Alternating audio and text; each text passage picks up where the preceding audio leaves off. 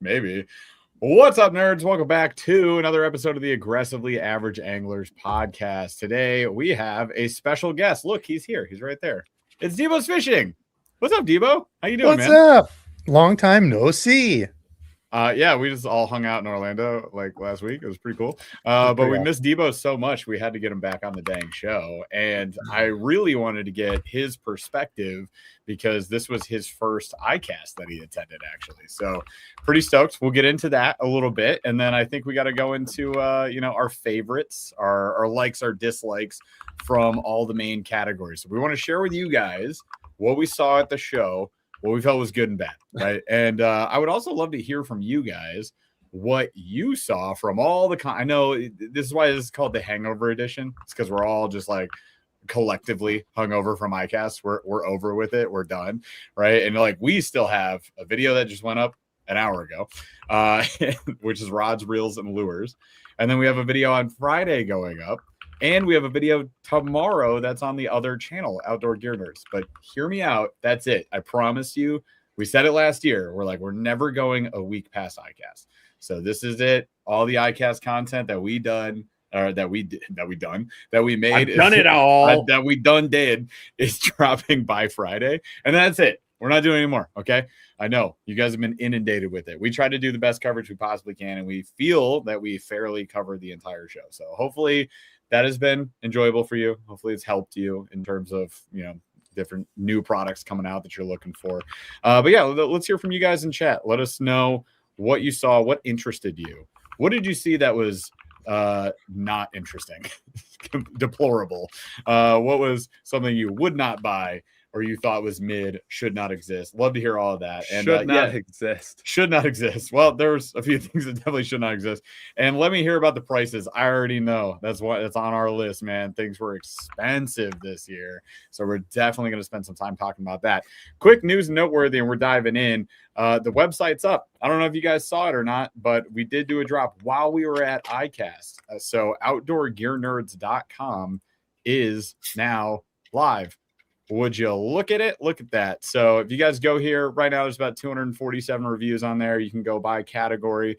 We are missing some categories that will expand over time. We're obviously missing products that will expand over time. We're going to keep making this better and filling it out as we go along. And we're never going to stop talking about it. And we hope that you guys don't either, because we want this to exist to help others as they are trying to choose how to spend their money in the right way. I would hate for you to make the wrong purchases and waste your money on things that are not worth your time or are not very good products. So feel free. Go to the website, scroll around, let us know what you think. What could we do to improve this? That helps us out a ton. The other thing that we have going on is over at Ashigan brand, aka Best Apparel in the Biz. Ashigan is the official smallmouth brand. We have a collection. This is heckin' cool. So there's an Aggressively Average Anglers collection, and you can see the new updated Flip Around and Find Out shirts and the Ned Rig Nerd shirts. These are a limited run right now. They run from a size small to 3X. We are using the Comfort Colors style shirt. So it's like a nice midweight cotton, doesn't shrink that much, fits true to size.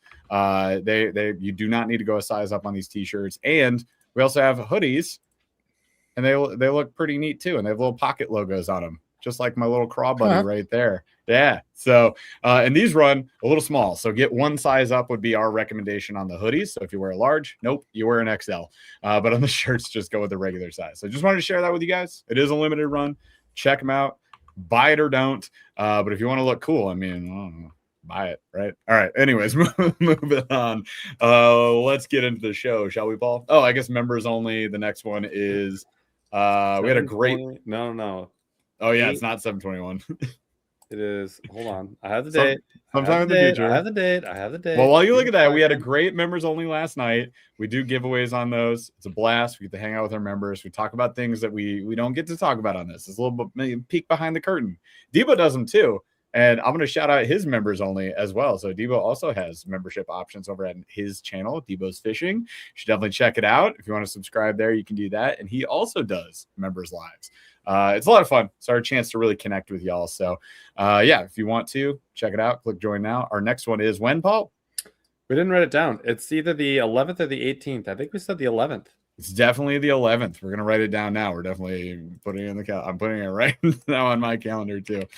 So August 11th for my members. We'll see you then. All right, now we can get into the show, and we'll start it off with a Q of the D. What's the Q of the D, Paul? Q of the D. This was for Debo specifically. He's wearing a lot of black and yellow. How good or bad is Iowa basketball going to be 2027? Men or women? Yes. Both. Start with the women. Women, I think women will be solid. They've got solid as in like top 5 in the Big Ten. Solid. Michigan State looked pretty good. Yeah, I would say there's definitely a chance for top 5 for sure. I mean, UCLA lost some key people. Yep. USC is still going to be tough. So yeah, I could say they definitely could go top 5. I like that. Definitely. Boys, no clue. They're going to be a toss up. I mean, they lost Sturts. They lost some good and folks. Sturts, arguably the reason you guys were in the tourney. Yeah. Oh, for sure. He was a stud. So yeah, boys. He looked so good during the tournament too. Holy crap. Came up so clutch so many times. He's a horse, man. How about the bigs? Yeah, they just got some I forget the kid's name, but they just got another really tall kid. I forget his name and where he's from, but he's older. They did get a big. I don't know what year he is even. I haven't looked up much on him, but so now they've got a couple bigs. Yeah, congrats you guys on the 75K. Hell yeah. I don't know if Paul, did you see that? I did. I did post about it yesterday. I don't think we talked about it, but I wouldn't have known otherwise. I know. It happened like right after we got back. We just tipped over that mark. So appreciate it. Thank you. Thanks, Ramon. Back to Iowa basketball. I'm interested to see what happens. This year's tourney was insane. If you follow college basketball, it was one for the record books. The UConn game was unbelievable. It's a good tourney. But like Big Ten showed out big time. Finally, Michigan State. If you're a Michigan State fan, most of our players that are playing in the league right now, summer league, looking pretty good. So I don't know. We'll have to see what happens with Michigan State. I'm nervous. It's a total flip. The whole team is flipped. It's a new team. Yeah, Nebraska's another one I'm interested to see how they're going to do. It's all coaching on their side right now. I don't know how much of it is talent. I mean, they have talent, but who left Iowa? Sure. Hey, stuff happens. You got to make it's a business decision, right? It's a business decision. Anyways, I want to just shout out to Iowa, shout out to the Big Ten. We'll see what happens. It's only July. We got time. Still got all the football season. But yeah, it's going to go down. It'll be exciting. But let's go back to ICAST. We'll switch gears again. ICAST this year was, I don't know. So every year there's like a theme. The last like 3 or 4 years there's a theme. The big theme would be like 3 or 4 years ago. It was like, oh, we're all stealing baits. Then it was all gravity baits. Then it was all dice baits. Fuzzies. Fuzzies. This year, and then also last year there was a lot of what up, Maine? Oh, good to have Maine in the house. Yeah, I am interested because last year it kind of seemed like people were pissed about when the show was, the fact that it's private, and that whole thing. That was a big conversation that popped up. So I'm interested, as this was Debo's first year. So Debo, knowing all that, you heard all the hubbub about the last couple of years. Knowing all of that, this being your first experience, what were your thoughts going into it, and how do you feel about it after? Yeah, so this is a trade show. Look up trade show, what the definition of a trade show is. And I've kind of been on the fence before because I was like, yeah, maybe. Trade show. You Googled trade show and you're like, oh. Seriously. Just a trade show. Yeah, that's what this is. 100% should not be allowed public at any point in time in it now. I'm 100% behind that. No room for it, no need for it. That's not what it's for. Go to the Classic. Classic is the big scene. Yep. You can shop, you can buy stuff. They're not selling stuff here. I don't know of any. Maybe there was a couple selling stuff, but this is not we're selling things. Yep. This is business meetings. This is pros. They're doing work. Like, this is not run around and get pictures with pros and girl out over this stuff. Like, they're working. The only person I kind of girled out over was Lucas York Black. I was walking by as I was leaving. He was on the phone, and I was like, "Nice to meet you." Like, just worded. He's like, "Nice to meet you," and just shook my hand, and I just kept walking. He was on the phone, so I didn't know he was there. Yeah, I had sweet. I had to do that one. But otherwise, like the pros and stuff, I didn't bother anybody. You know, that's not what it's for. It's to act professional. It's a business. You know, there's retailers and you know, wholesalers there. They're doing business deals, putting in orders. That's what it's for. So yeah, I am a firm believer. Absolutely not, no public whatsoever, not the last day, none of that. I was kind of on the fence about that before, like, yeah, I can see that would make sense. No, it's for media, you know, like you guys, or you know, Wired to Fish, me, you know, anybody doing the media stuff. That's how you're hearing about it, right? So it would defeat the whole purpose if you know, the public was running around in there, because how jammed was the Classic? Dude, that's how jammed this was. And it was a smaller building too. Yeah, and I was with you guys at the Classic, and I was pretty bummed out. Like, it was hard to get meetings. There were some pricks there. I didn't meet a single jerk on this whole thing. Like, this is what they all have the best face on. That's what it should be at the Classic too. That's what, like, so I have to shout out TK Stanley, because we were talking at his booth, and he's like, he had the same encounters. He's like, dude, there's some pricks here. And I'm like, yeah, there's some jerks. I'm like, we need to put on, because we started talking about customer service. I'm like, that's a really big thing for me. I've been in customer service a long time, an operations manager. And he's like, dude, you need to put on like a training seminar for these people. I'm like, yeah, I need to sign up all these people to like learn how to deal with clients and customers, because it's awful. But yeah, the ICAST was 1,000 times better. Great people. So I guess there's my nutshell. That's I love that. I appreciate for your perspective on that. And yeah, I'd agree. Like, the Classic is really cool from a public perspective, and we need to have that show. Like, that has to exist. Yes, and I guess I will give context to that. So, not that the Classic was bad or anything. The Classic was awesome for what it was. To shop for lures, to see the new stuff, it's amazing. But I went into it thinking, I'm going to get a bunch of content. I'll do interviews. It'll be cool. People are so busy. You know, they're trying to sell stuff. They're trying to do stuff on the side. It's just not the place to do it. ICAST is definitely it. For sure. It's a tough show to do. Like, what we do at ICAST, we don't do it at the Classic. It's very different. When we did the Classic this year, it was like one video. Well, two. We did the Voya X when that dropped, because that was an easy one. We ripped that out and did a full kayak review because they had the demo pond. And then we really just did like the Classic. It was just like what we found at the Classic. And that's how we'll probably always do that. Whereas with ICAST, there's so many things and so many opportunities to get footage, get content, meet with people, learn about stuff, get your hands on things, like that you end up doing, like we do 5 videos every year. And it always has to be that way, because you saw the kayak video.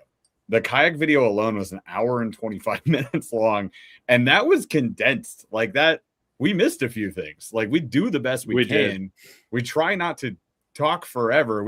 I felt, right, Paul? We started the show out hot. We're like, hey, we're doing pretty good on time. It was still 1 hour and 25 minute freaking video. But yeah, there's just so much stuff. But with ICAST, you can really break it up. You can do that. You can put out more content. And at the end of the day, like, we just want to put this stuff in front of you guys. Like, hey, this exists. Buy it, literally buy it or don't. If you don't like it, that's totally cool. It's not your bag of tea. That's totally fine. We don't have to all get upset about it, right? Like, the just buy a boat crowd has gone off the rails. I'm gonna make some videos on that tomorrow, I think. I made you a couple. I'll send you some shorts I did today. Okay, but yeah, I have a couple. I went out on a paddle kayak today with no screen. I had a blast. I caught a bunch of fish and a giant smallmouth. And yeah, you don't need a motor to have fun, and that's totally fine. But I also would never yell at somebody in a paddle kayak and be like, why don't you have a motor on that thing? Boat owner would flag you down from 80 miles away. Hey, what are you doing? You can't do that. Yeah. We got Tackle Talk in the house. He goes, honestly, I never understand why the public would even want to go to ICAST. You can't buy anything. You know, and he said, if I'm some Reno angler, I'm not flying to Orlando to look at some baits and fly home empty-handed. Lol. I kind of agree. I get what, like, there's FOMO for sure, though. We have to like admit that there's giveaways, there's a bunch of new releases, everyone makes it look cool. You can just see famous people, like that's cool. And it's a bunch of new stuff. So I respect why people want to be there. I think it's just we've always given them the cool look behind the curtain, and not the fact that, like, when Jeff and I are filming, that's like a secondary thing. Like, we were there, we were at the it opens at 8 a.m. to 9 a.m. and it goes till 6 p.m. For some of us. Most people shut it down. Most booths are down by I'm sorry, Devo. Most people are down by 3 p.m. and they're kind of having beers and just talking, right? And just chit-chatting people they haven't seen in a long time, because there's a lot of that happening. It's a lot of people all across the country, even within these companies. A lot of these companies have remote work, so they don't even sit by each other, right? Like in an office or anything. So they're all hanging out, schmoozing. Jeff and I, we get there. We were up at 6:37. And then we were at the show by 8 a.m., which is an hour early. We get into the booth. We're filming right when we walk in. The second we walk in, we're filming. We take meetings through most of the day, film in between the gaps. We scarf sushi, literally. Poke bowl. There was at one point we got a poke bowl. We literally there was like a whole bunch of tables. These two guys were sitting there, and they're like, "Oh, our friends are coming. We'll be here for a minute." Cracked the bowls, gulped them down. The guys didn't even know we left. They literally like, where did those guys go? We were there for 3 minutes. And then it was continue to film and take meetings. And then we filmed straight from around 3 until 6 p.m. where we have to get kicked out. And then we did that from Tuesday until Friday. We stopped around 2 o'clock when we had to take a flight. So like, it is a full on work day. And then usually there's dinners and stuff that happen after the fact. I mean, like, I took vacation from my job. Yeah, this was more work than my normal day job by a lot. It's a lot.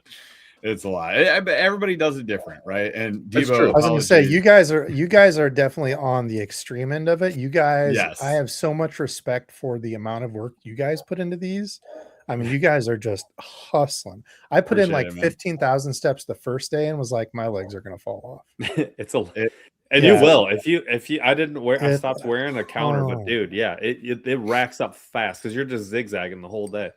You need good shoes. You need good orientation on the map. You need to kind of plot your route and like, dude, the app was badass. The app was nice. That's the first time the app's worked. So kudos to them.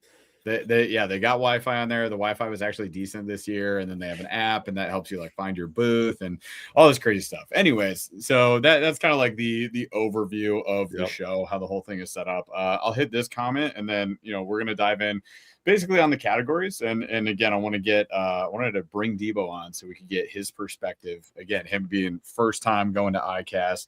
I want to hear like your top picks for those different categories too. But this is important, and I have an update for you guys. Oh yeah, we're gonna go with Mogface 9701 says, was Kajo at ICAST? No, they were not. I am intrigued by them. Talk about black and yellow. There you go. Yeah, that is their theme. Love that black and yellow one they have. High vis yellow. So Kajo was not there. This is really just not a trade show I don't think they'd ever attend. Vibe was there. If you guys don't know about Kajo, it's basically there. Vibe was there, sure. But anyways, because it was Railblazer. Well, they had a booth. Vibe had their own booth. They didn't really have anything that they were showing off too much. No. We got to meet up with our friends from there from the past. Matt Charette, shout out to you. Love Matt. And then, the Railblazer, the acquisition this year. So Railblazer was out doing that using their Vibe kayaks. The parent company that owns Vibe now owns also Railblazer. So they're all a group, an amalgamation, if you will. Anyway, so Kajo was not there, right? And the update is that Kajo kayaks have finally arrived at Waterdog Outfitters in beautiful Whitehall, Michigan. Production happened. It finally happened. They were super delayed. That's why we haven't done anything with them. We were about to the point where we were going to try and get our hands on them, but I really no offense, don't want to have a ton of extra kayaks sitting around the house. Yeah. Because then we have to get another storage unit. I got to store them outside and then try and sell them. And it's a whole problem to get those reviews done. Anyways, we get to go to Waterdog Outfitters. We'll do it there. So we're going to do that early August. So probably like mid to late August, we should have a review video up for you on all of the models. I think we'll have all of them. Yeah, we should be able to get all of them done. So if you're curious about any of those, we're going to test them all out. It's going to be great. And then before we jump into the show as well, we got Army Outdoors 88N. What's up, buddy? Cheers. What's up, fellas? 63 months, one of the true OGs. Absolutely. Got to see him at the show. Absolutely, man. Appreciate it. Did you run into him at the show, Debo? Oh yeah. Yep. We got to hang out Thursday or whatever. He was greeting everybody. He actually knows 98.5% of everybody who attends ICAST. More. Yeah, so 112%. I actually caught up with Paulie Spike Martin from back in the day from some stuff we used to work on, and caught up with him. So it was a really good talk. He's going to be on one of my lives soon. Chatting. Nice, dude. Awesome. Yeah. 100%. So appreciate you. And then it says, ICAST was a blast. So good seeing you guys' faces. Glad we all had a blast. We did all have a blast. First experience was amazing, and I can't wait for the classic and ICAST 2027. And he got to hang out with Get Real Bass Fishing. They went and caught a bunch of peacock. Who's in here? Super jealous. Those guys are fishing all kinds of crazy stuff. Hey, what's up, buddy? We also got to meet you at the show. It was great to meet you, bud. And they were just crushing peacocks in canals. And I was very jealous of that. I'm gonna be honest. That looks sick. We're gonna have to do that next time. Paul and I have done the go early fish and then do the show. It's very hard. As much as I want to do that, I kind of want to just do a completely separate trip. And I think I'm going to try and talk Paul into maybe we do a Florida trip, because we have to test out Kayaks as well. They're over in Tarpon Springs, and they're direct to consumer. So I can't test those at a dealer. So if we're going to test them, we kind of have to go to Florida to do it. But then we've got a couple of buddies we'd like to meet up with. Maybe Get Real Bass Fishing. Maybe some other people. I don't know. We could do some cool stuff. Anyways, throwing it out there, fellas. And then I guess we got another thing before I even get into the show. Crispy9377 has gifted a AAA membership, which looks like it went to Maine. Mainstream got it. He's back, baby. Welcome back, baby. That's awesome. All right. I love it. Appreciate you, Crispy. Thank you so much for that. All right, let's get into the show, shall we? I want to start with baits. So let's do urchins. The end. No. So there were a lot of urchins. There's probably around a dozen, if you don't include the multiple sizes, like individual urchin releases. There's the smaller under the radar ones that are more like, the ones where they're making them for another brand, right? Yep. There's a lot of that happening, white label type stuff. But then there's a lot of big stuff. Strike King released one that we thought was really cool. But Debo, what was your, not just ignore the urchins, but what are kind of some of your favorite bait releases that you were like very interested to not only see, but maybe go purchase? I would say, I don't know that I saw one bait that I was like, I have to have this one. I mean, no, really? There was like a lot, but I'm saying like, I don't know that one sticks out. Okay. But I was like, this is the number. This is the most. Fair enough. But I will say the booth that I was looking at the stuff the most was Rapala, Crush City. They had so much cool stuff. 2 years straight of being very interesting. Fire, man. Very interesting. They are. It can't be denied. Now, the Avatar Shad. The Avatar Shad is probably one of my favorite releases. Top tier. Oddly enough, it was in the top 3. But last year they had the Crush City Mayor. They had the mini series. They're so good. Yeah, the Mayor is crappie very series. Good. They had the crappie. Yep. Yeah, they had. So last year they had a ton of stuff. This year they have a big swim bait that kind of looked like butt cheeks. They had their. It felt like. Did you grab that thing?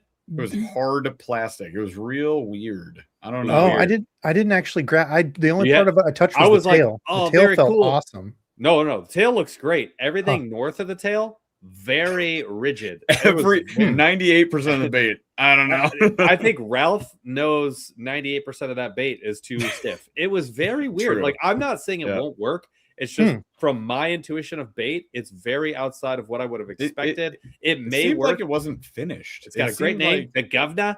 The Governor. They're going to make a president too. It's going to be a glide. You're talking about the paddle tail. I didn't touch that one. I thought you were talking about the glide. No. Awesome. The glide looked very cool. The glide looked pretty cool. I'm talking about the Governor, which is the paddle tail, like the large version of the Mayor. It's like a mega bass side of it. Just like it. Just coal shed, like a coal shed. But it has the weirdest texture. I'm hoping that maybe like it's just not done yet, but it looked done and it looked packaged. So that was actually one of the biggest weird ones for me. That was strange. They also, but like, shout out to Crush City for dropping the CEO Urchin in a 2 and a 3 pack I love at a reasonable price comparatively to Urchins. They're like trying to like meet a little better. A lot of people were like $20, deal with it. Hide Up did it, I can do it. But you saw Strike King did the Chucker in a 2 pack. They have a 7mm version, a 3 pack. So a few brands are bringing a little more value on that front. But yeah, the Crush City Avatar was definitely one of my #1 lures that I'm looking forward to. And then the bringing up the Strida, the glide bait that you were referring to there, that cool. Rapala Strida, the 180, that thing looks sick. It's like $60, but the colors were interesting to me. Yeah, dude, I like Shad one or whatever was sick. Yeah, they were very interesting to me.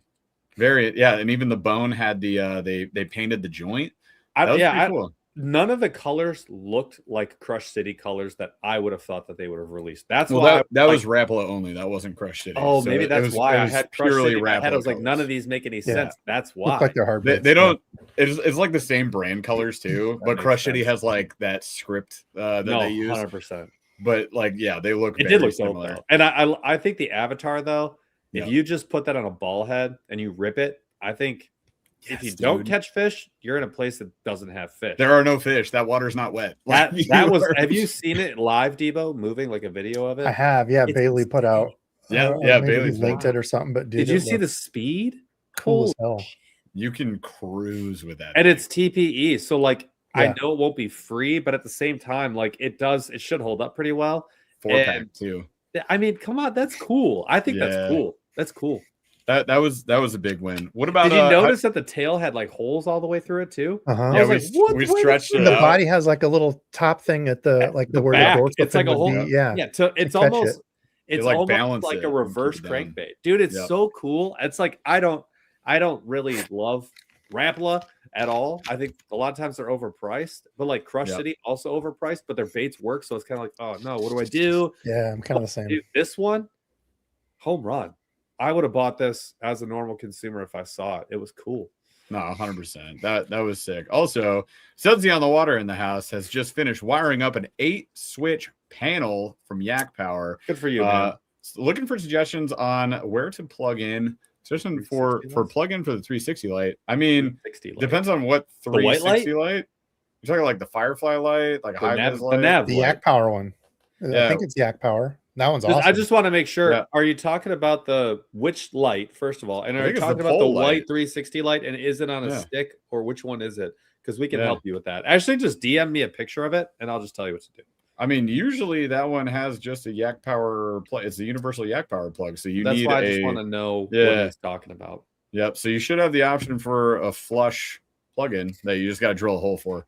Which veteran angler, the Bronco Bug was the bait I wanted to be the best bait that got released last year and 2 years ago, and it's not. Depends on who you talk to. No, I know it can catch, but the thing is, it gets shredded though. It does. It's expensive. It's so expensive. That's the trade-off. Like, is it worth it though? It gets bit. I went through a pack in. Would you go depths or would you go hour? Depths or that? I would go Bronco Bug because it's cheaper. I'd go at the end of the day, better colors too.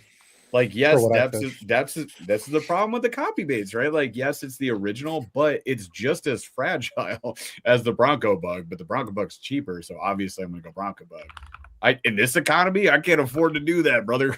Like, but it's rough. And then they released a new version of that this year. It looks cool. It's probably just as fragile. I don't know. I don't remember if that one was the Bronco Bug. Yeah, they did like the flipping version of it, a little bit different.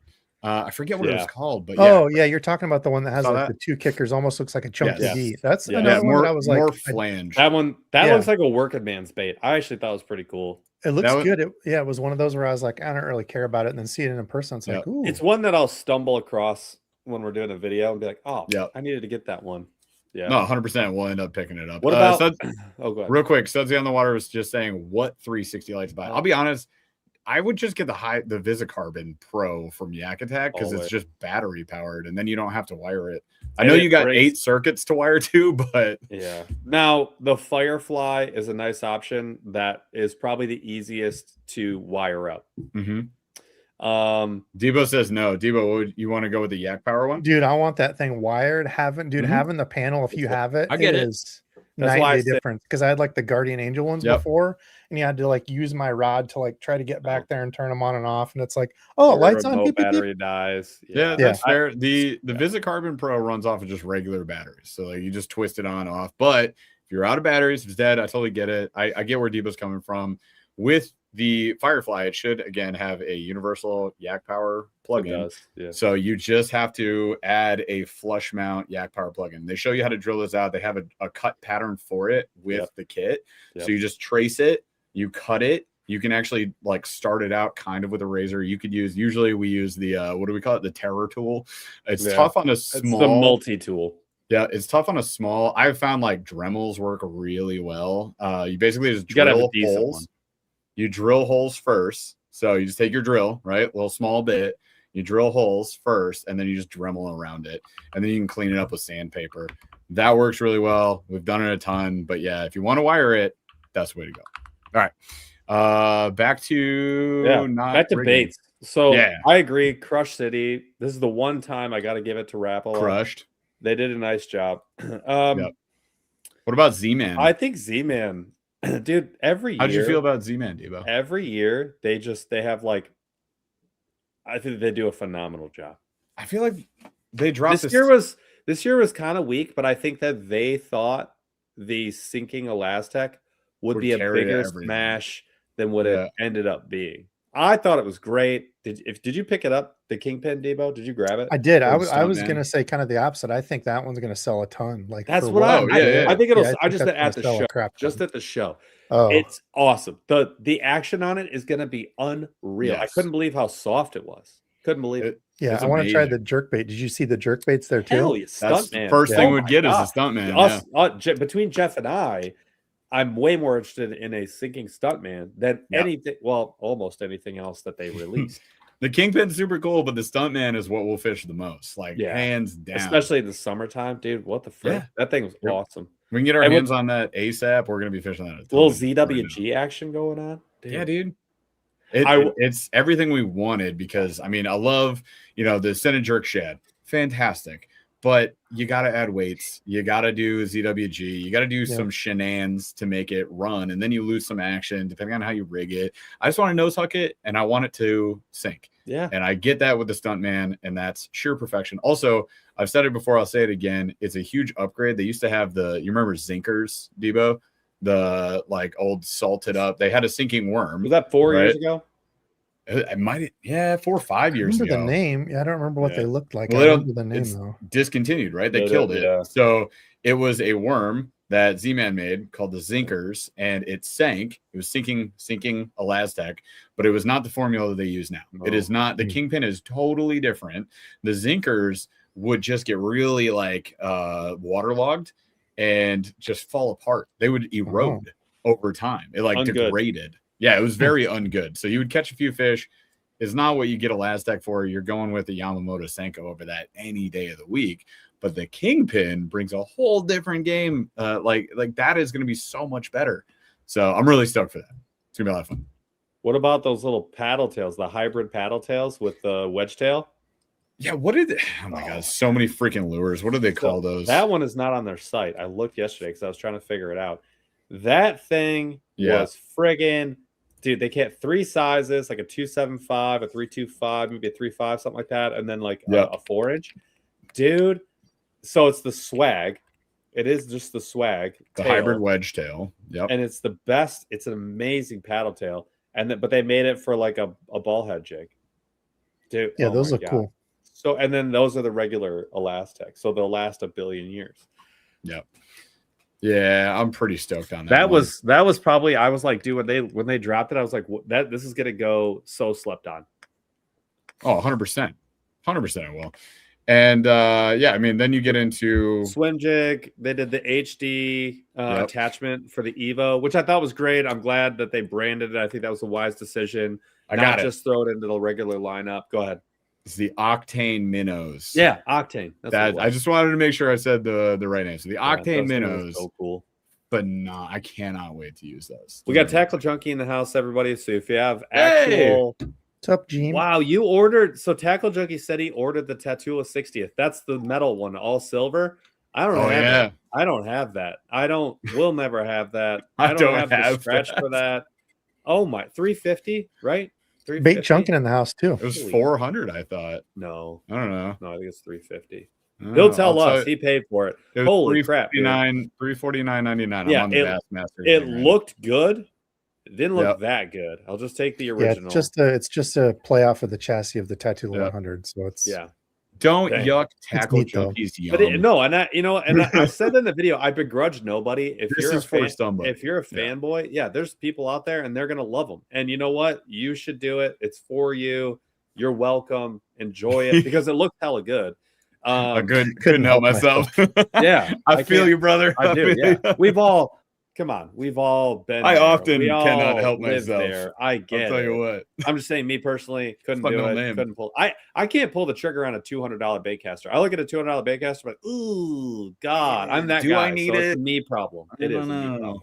Yeah, I totally get it. We're gonna talk about reels. Yeah, we're gonna get to reels in a second. Any other baits? The Strike King. What is it? The Chukka. What is it? The Chucker is that colorway specifically. Hey, look, I'm on the Bassmaster site. I'm getting this immediately because I think this is the coolest urchin design color I've seen. Saw some swirls, saw some split colorways. Those are at least unique and something different, Even 6 Cents put out a totally different shape. Like at least do something a little different. And I like the size differential was cool. Yeah, and they had a few different sizes. They have a 7mm, you guys. A 7mm. It's this big. So that was interesting. But yeah, most of the urchins were just like, it's an urchin. Like we did the same thing everybody else did. Like if you're gonna do it, it needs to be different or it needs to be way cheaper. Like make it so I can actually afford to fish the thing, and then I'm cool with it. But if you're gonna put out another $15 to $25 urchin, I literally don't care. Like I do not care. 2-pack with the Chucker though at that $15 price point, so $7.50 a piece. Like that. Okay, that's totally reasonable. The Hags is $8 for one. Yeah. So now Strike King comes out and it's TPE. That's a win in my books. And Crush City did the same thing. I think it's the same price point or relatively similar. So that's pretty neat. And then Yamamoto's like, wow, made a Uni HD. What did you think, Debo? Any other baits that you were interested in? At Strike King, did you guys see the little micro swim bait? I thought you guys when I saw that looked cool. Yep. It's the Bitsy Glide. And the Bitsy Glide. And then did you see the Tater Hog collab one? The Tater Hog? Yeah, it's like a smaller. They already had a larger Tater Hog collab. Now they've got the smaller one. I tested it out on the water. Yeah. That thing is sweet. Yeah, really? Good action to it. Chops. And it's only like, I think it's only like 35. I say only, and I know people are gonna be like, oh, you spend 35. No, you can spend like $500 on a swim bait. So yes, in the scheme of things. So that's not the Hogfather Junior, but maybe that's what it is. The Hogfather Junior is the $45. It's somewhere. I think it's smaller than that. I thought it was $40. Anyways, whatever. Yeah. So have that one looked really good. That one looked really good. I did have my eye on that. Still at $40 for, kind of a 4-inch. I think it was 4-inch glide, something like that. All right. That's not bad. Worked really well. That's the one. That's cool. Yep. It's a sick little glide. I would definitely fish it. I was actually just fishing the 4-inch Buka glide today, and like they were swarming it. It was pretty nuts. Those little 4-inch glides are a lot of fun. How was the water? How hot was the water? Yeah. I don't know. I didn't have a graph. I didn't have electronics. I don't know. It felt like 70-ish. Water temps, air temps, and water temps. Air temps way down. Way down, man. Felt really nice on the water for once. It was nice, dude. That's cool. But yeah, so those were cool. And if anyone wants to know, do you want to tell them why you're mad about the Bitsy Glide, Paul? Look, the Bitsy Glide, I think it looks sweet, but the second I walked in, I was like, I've seen this before. Where? Look, there's a company, a small company that makes that glide. That's the same thing. It's actually one dude. That's the thing. Yeah, it's the same, but resin. Yeah, so no, I get it. A lot more durable, but also more $50. Yeah, way more expensive because it's one guy pouring them. I get it, but like to copy the same design and then just do the cheap version, I'm like, yeah. That's the reason it's tough for me. Like in some instances, I kind of don't care. Like stealing from a big company, I'm like, okay, whatever. But like whenever I see it from like a dude, I know that dude hustles. That dude hustles hard. He works his butt off, and he had good pent up demand for that bait. And this looks exactly like it, and they just undercut him. I'm like, and it's gonna work. You know, it's gonna work. Dude. He's done. Yeah. Absolutely, it'll work. So that kind of sucks. But I get it. It looks good. It's cheap. That's cool. I'm in it. That's nice. It's rough when a company like Striking, they can put the money behind it. They can make that $10 glide, and frankly, most people can't afford a $50 to $60 micro glide. Like, you just can't do that. So if you want to fish that way, unfortunately, there needs to be the value side too. I know it's a give and a take in the industry, and it's rough all around. Okay, what other boosts? People are actually asking about buzz baits here right now. So Missile Baits dropped that new buzz bait. I was gonna get it before going to ICAST, but it's been out of stock on Tackle Warehouse forever. But that one looks pretty sick. Looks like it actually brings something. Everything else, to be fair. What's that? Oh, everything's out of stock. 100%. Everything's out of stock. But that one dropped like a month or so before. So I was like, maybe I can get it. Nope. Can't get it. But that one looks sick. And I mean, they make good stuff. Missile Baits. Some of the nicest, realest freaking guys too. Word. Yeah. Like John walked up, talked to John Cruz, just like, oh, hey, Debo, just like you would never know. Dude. No, you would never. Ryan, their new sales guy. Alex was there again. I met him at the Classic. We kind of joked back and forth, and as I was walking by, dude, great dudes. And I don't work with that. Like, they don't pay me. This isn't some spot because people always, you sponsor me. No, like, I want good companies to do well, Agreed. And 100%. Yeah, there are definitely there's a lot of good people in the industry. There's some people that are hard to work with, but Missile Baits, they've always been cool. They've always been cool. John Cruz has always been cool. Certified douche right here. Paul, number 1, top of the list. Yes, sir. Yes, hard to work with. No doubt. Tell me about it. Yeah, exactly. See, Philly, you get it. All right. Any other baits? What did you guys see, chat? Let me know. I would love to hear from you. What stood out to you on the lure side of thing before we jump into rods and reels here in a second? Oh, I didn't call out the cool tube that I'm actually excited about. The Big Bite Baits flat tube. I am pumped for no reason whatsoever. I think I've already got a rig for it. I've already got a video for it. Yes. That's gonna be cool. I don't have the video, but I've got the idea. I just got a bag of them. I just got a bag. So how are you gonna do? Is this an underwater play or is this a above water play? This is both. So I've got an old GoPro I'm getting out. I'm gonna tape it to a stick. Yes, it's gonna be both. It's gonna be If you've watched my show, you probably already know, but it's gonna be a shout out and a playback to an old bait, and I'm gonna do it, and I'm gonna show you why this excites me. Old Debo's getting excited. I love it. I love it. I'm glad that I'm onto something with you there. Fantastic.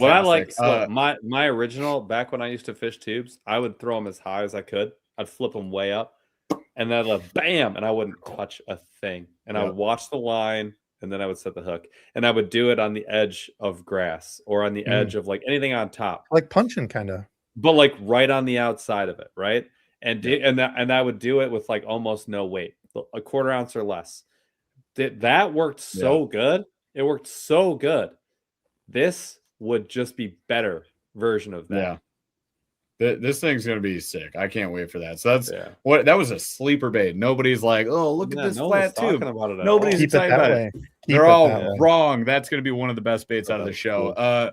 One, I don't want to forget about this, but I do want to call it the Great Lakes Finesse skirted jig, the skirted Ned. Actually, that whole booth, no one talked about it, and it kind of ticking me off because we got the Booyah Speedwalker, which looks hella good. Or it's a Flashpoint upside down. It's a Speedwalker. It looks hella good. I have it right here. It looks so good.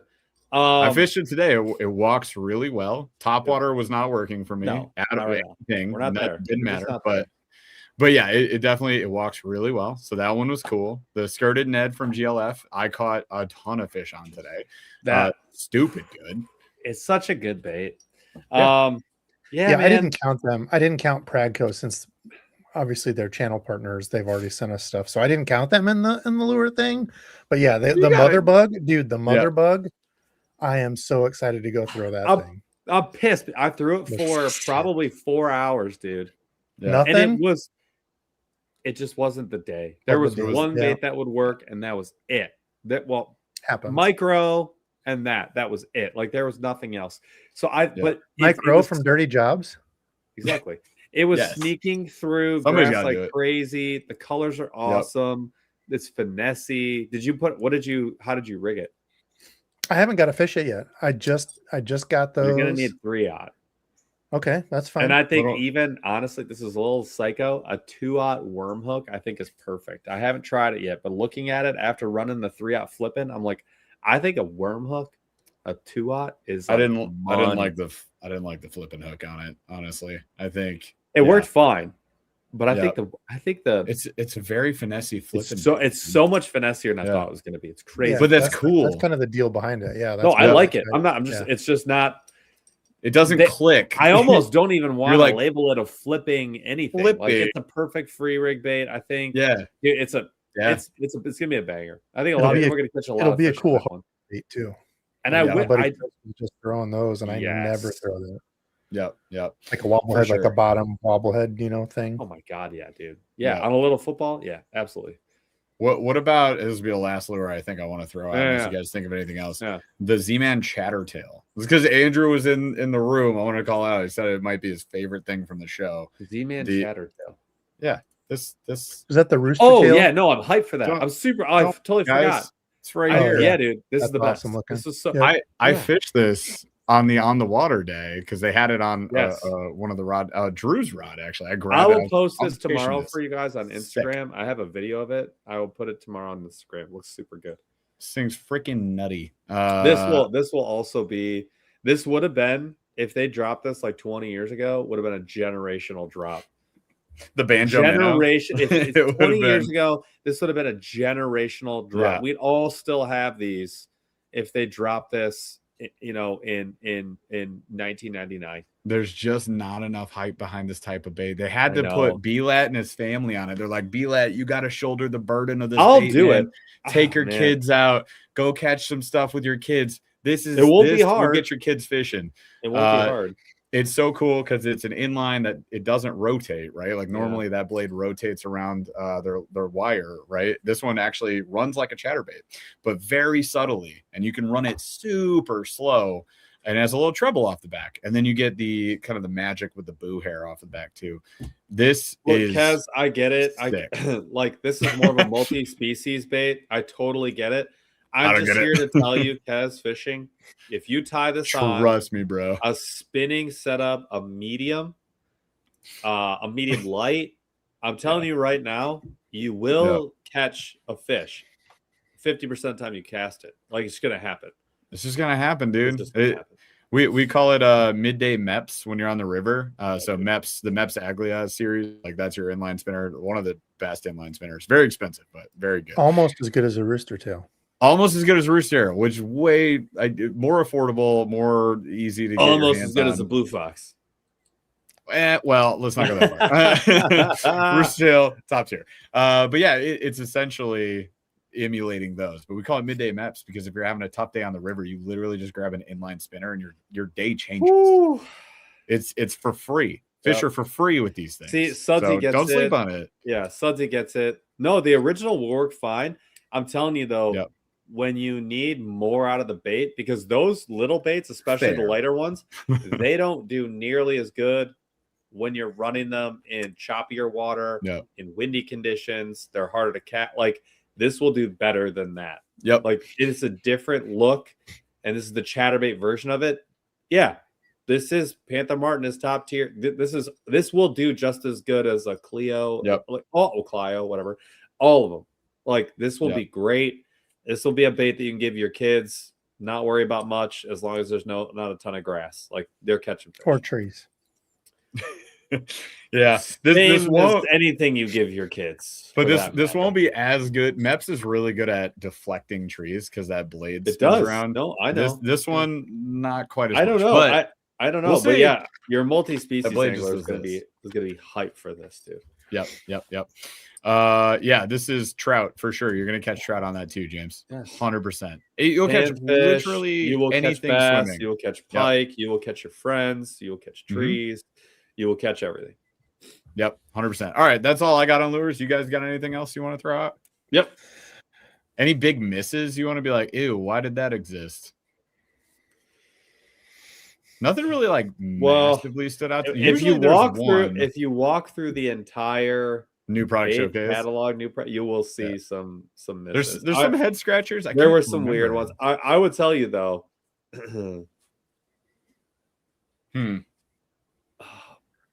James goes the urchins. That's a lot. The urchins. The Lunker Hunt coming in under another brand. Black Tusk. That's what it is. Yeah. So Lunker Hunt, I think, got purchased by this Black Tusk group, and they own like 6 other baits, like the Canadian Wiggler and some other brands that nobody would really know. But they actually dropped some baits that I was like, these aren't awful. God dang it, they're not bad. Lucky Strike. They also own Lucky Strike. Yeah, those baits, the new Black Tusk ones actually looked good. They had a good. They didn't look bad. Bait. They had an urchin worm. They had an urchin worm, and when I saw it, I was like, God dang it, this is gonna work. Yeah, unfortunately, it's gonna work really well. Yeah, it'll catch. This will definitely catch, no question. Yeah. So that is very interesting. That whole I'm mad about it. I'm upset. The Lunker Hunt Spider, is that why? It was just a precursor to the urchins. It was a top maybe we'll urchin? get an kind of spider. Yeah, someone beat me to it. Bible Bassin. Urchin Spider. The Urchin Spider 3.0. Here, maybe we'll get an urchin. I don't know, urchin arachnid. Yeah, there it is. It's called the Chimera. Oh yeah, that thing did look cool. Right? I'm mad. And you hate to say it, but it definitely looks cool. I don't want to say it. Yeah. See, this is stupid. We didn't need this. They had a rage tail. The rest of it. Yeah. What's is it the Rage Bug or the Rage Craw? One of those. Craw. Yeah. Very, very similar to that. But then I think the Glide Bait comes up next. I can't change the animation. It just does what it does. Yeah, the Apex. It's a good Glide Bait. Pretty good. Yeah, it looks pretty good. Looks good. What the heck is Lunker Hunt doing with this stuff? So anyways, they're kind of rebranding, I guess, and putting out some nifty new things. So there you go. That was interesting. That was one of the things where I was like, oh, wow. All right, so that was we had to kind of look it up, and I had a vibe just when I saw it because they were like Lunker Hunt was on the package, so I think they were trying to get some of the I know face hugger. They were trying to get a face hugger. They were trying to get some of that brand equity, but I was like, black. Why is it all black? And then when I looked it up, I was like, oh, I told Jeff, I was like, I bet somebody bought them. And then when I saw Lucky Strike on there, I was like, yep, someone's just scooping up the leftover brands and gonna try and make some hay. So good for them. I hope it works. We all win if it does. Let's get out of baits though. Let's talk rods and reels. Reels, I have some very specific questions. Rods, I didn't see a ton that had me. Like Cashin had some new drops, but like I didn't even see their booth. So that's on. Were they there? I didn't even see them. I don't think they were there. Oh. We saw them there with the new rod. They sold all their designs. They had one left and they were like, do you guys want to take this one? And I was like, I would like to, but I can't. I will never make it on my plane. And so I couldn't do it. And it wouldn't have because our plane was totally full. Was 100%, 110% full. We got to check a bag. Yeah, dude, it was bad. So I was really bummed. And we got delayed like 2 hours or whatever, 3 hours on the way back. But yeah, that sucked. So I got delayed like 5.5. Luckily made it home. What time did you get home? Sorry. Where were you? Were you in the airport with us? No, you were there. No, you left the day before. Early. Yeah, dang it. I left the day before. Yeah. So we got stuck because there were storms in Orlando. Yeah. So I got stuck there, and then I had a 15-minute connection flight at Atlanta. Clear across, having to take. I'm like, dude, there's no way I'm making it. Mine's just fly to Colorado. Pushed back. Thank God, and I made it home. But it was like, one. Ours, I think. That's when I got home. Jeff, I think made a good point. We had the wildfires in Canada that were probably delaying flights leaving Detroit, which means the plane we were supposed to be on was probably late, so we got a different one. We were lucky to get out when we did. Anyway, going back, didn't see a ton of rods. The big one that got released was the Rhino. Yes, that was the big release. Talk about the Rhino. Also, Grim Reaper. Yes, I don't know if you know this, but Debo and I, we are brothers. Yeah, twins. It's scary, some of the similarities. I'm the fat, older, not as good looking brother. He keeps saying that. Stop it. He always says that. For sure. But also, we end up like sometimes we wear the same stuff. So like at ICAST, we'd be like wearing the same stuff. We have the same shoes. The New Balance 880s. Both, like 2 girls. And we both have 2 girls. Dude, it's wild. That last one was on purpose. I know it. 100%. I just bought a new pair of shoes. Next time you buy a new pair of shoes, girl. I was like, hey, whoa. Next time I buy a new pair of shoes, we'll see if so you don't tell me what shoes you got. I'm not telling you. Nope. I'll see if I end up buying them anyways. Love that. All right. Rods. I would say Rod for me, the one I anticipated the most and was crushed when I actually got it in my hand was the 13 Fishing. Is it Meta? Envy. Was that the $150 one? Yeah, that's Envy. Yeah. Right? Okay. Envy, right? Oh no, Enzo.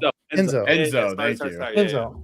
Hands down, most excited for it. Looked really good. Loved everything on it until I got it in hand. It has one of those sissy little tiny reel triggers. Oh no! I was that's a personal thing. If you take that away, which some people like, some people do not like. Yeah, take that away. I like the rod a lot. Yeah, I think it looked really good. Really upset.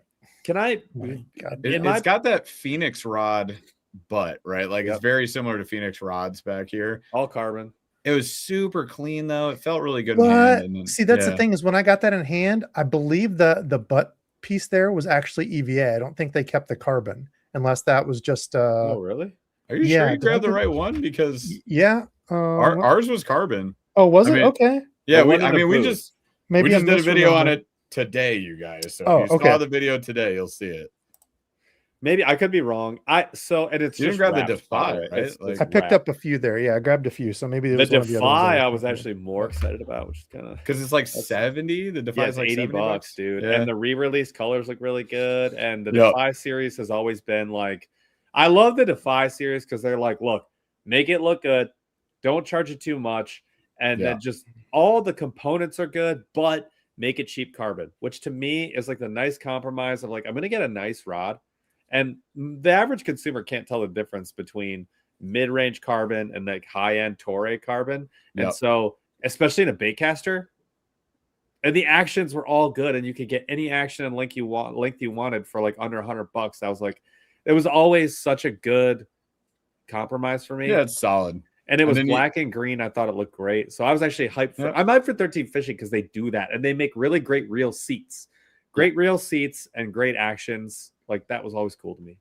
Yeah, in general, big fan of that. Also, I will say though, like, oh, go ahead. Yeah. I was just gonna call it. James called out the all fiberglass rod from Daiwa. Cool. We covered that in our new product showcase. Did you see me bend it? Is it in the video? You can fold. I think it's in the video. Yeah, you can fold it entirely in half. Yeah, it's definitely in the video. I hope so. $50. It's like bubble gum. Full fiberglass. No finish. No finish. It looks so cool. Did you see that, Debo? I did not. No, I didn't even look at Daiwa rods. I didn't see anything the new product showcase only. That was the only place it was at. It was really cool. Yeah. I will say this about some of the stuff I saw at ICAST, and I say this with love in some ways, but also not a lot in others. Like this is like with ARC. I like want ARC to do great because I love their rods. I think their rods have a good place. There's a place for them. They make sense. They weren't there this year. They weren't there. But they just they released the G32. Yep. And when I got it, it's all their reels seem to be $15 over the MSRP that they should be. Right. And also, I'm always scratching my head as to like, did the industry need this reel? Yeah. Is it bringing anything unique at all? And that was for me with the 13 Fishing rods. I'm like, we didn't need this. And I'm a fan of 13 Fishing. I want them to do well. A lot of the rods, though, I just kind of go, it's another $150 rod. There's nothing unique about you just mean the Enzo. I'm saying the Enzo, and I'm saying this about almost all $150 rods. Like you could go and just pick your favorite brand, and all the rods are essentially exactly the same. They have almost the same specs, almost the same. A lot of them, not all of them. And I'm kind of like, if you have the 3 or 4 that are delivering more value or are a little bit lower price point, or like $125, I'm like, we need those. We should have those. Yeah. And this happens with reels to me sometimes. I feel like ARC always falls in that bucket for me. And unfortunately, there's an exception that I want to talk about next. Lose falls in that bucket for me a lot of times where I'm like, did we need this reel? Well, there's a big I know, huge upset. I'm happy to give it to him. Yeah, Let's hear. I will. But I do a lot of times when I see rods these days get released, I'm like kind of scratching my head. I'm like, we made this for what reason? Well, I think at the end of the day, a lot of brands are just, they have brand equity and then they fill an ecosystem. So they're like 13 Fishing, they have like a lot of high value rods, right? Yes. Like, so they're like, well, let's make a slightly higher value rod. Here's the Enzo, because somebody asked for it, because 13 Fishing has an audience, because Rapala has an audience. That's why. I get it. Well, you see my point though, right? You're saying, why does this exist? That's why it exists. No, I'm saying we didn't like, and that's where if I'm at the drawing board, if it was my company, I'm going, I just won't make the rod. I just won't make the rod. I'll make something else. I will make something that delivers value in a different way before I release the G32 as an example. Right. That's just a massive difference between you running a company and I know that. I know. Gigantic money running a company. I know. So what are your thoughts, being Debo? said, what? Oh yeah, please. No, keep going, Paul. Rant away. No, I was going to move on. I was going to give Luz a big W. No. Yeah, I want to double down. So I love the Luz digital braking reel, the Accel DB. The Accel DB bucks. And I thought it looked great. I thought it actually looked kind of cheap though. That was the only thing. Once I used it, it feels like the Accel series though. It's the graphite frame. I have the Accel. It's in my garage. It's in my garage right now. It does feel a little cheesy. Oh, you got the reel? Yeah, I have it. Well, not the DB. We're going to get it. I will get the DB. Here's the thing. So DB is a digital brake. So it's not a chip, but it's a digital brake. It's their version of it. This was the one time where I was like, you found a way to bring the price point down and make it entry level and let someone get the zzz, have the experience, enjoy it at a very reasonable price point. Yes, you go down in some of the real quality, but it has good drag. So like at the same time, can you make it work for $130? Like on the other end, Shimano drops a $315 Corrado DC, and you can still get the old DCs, everybody. So I kind of go half the price. I could get 2 Accels for 1 Corrado, and like I love the Corrado DC. Like I have one right up there. They're great. I do highly recommend them. But $315, that hurts. 180, 130, 150. What?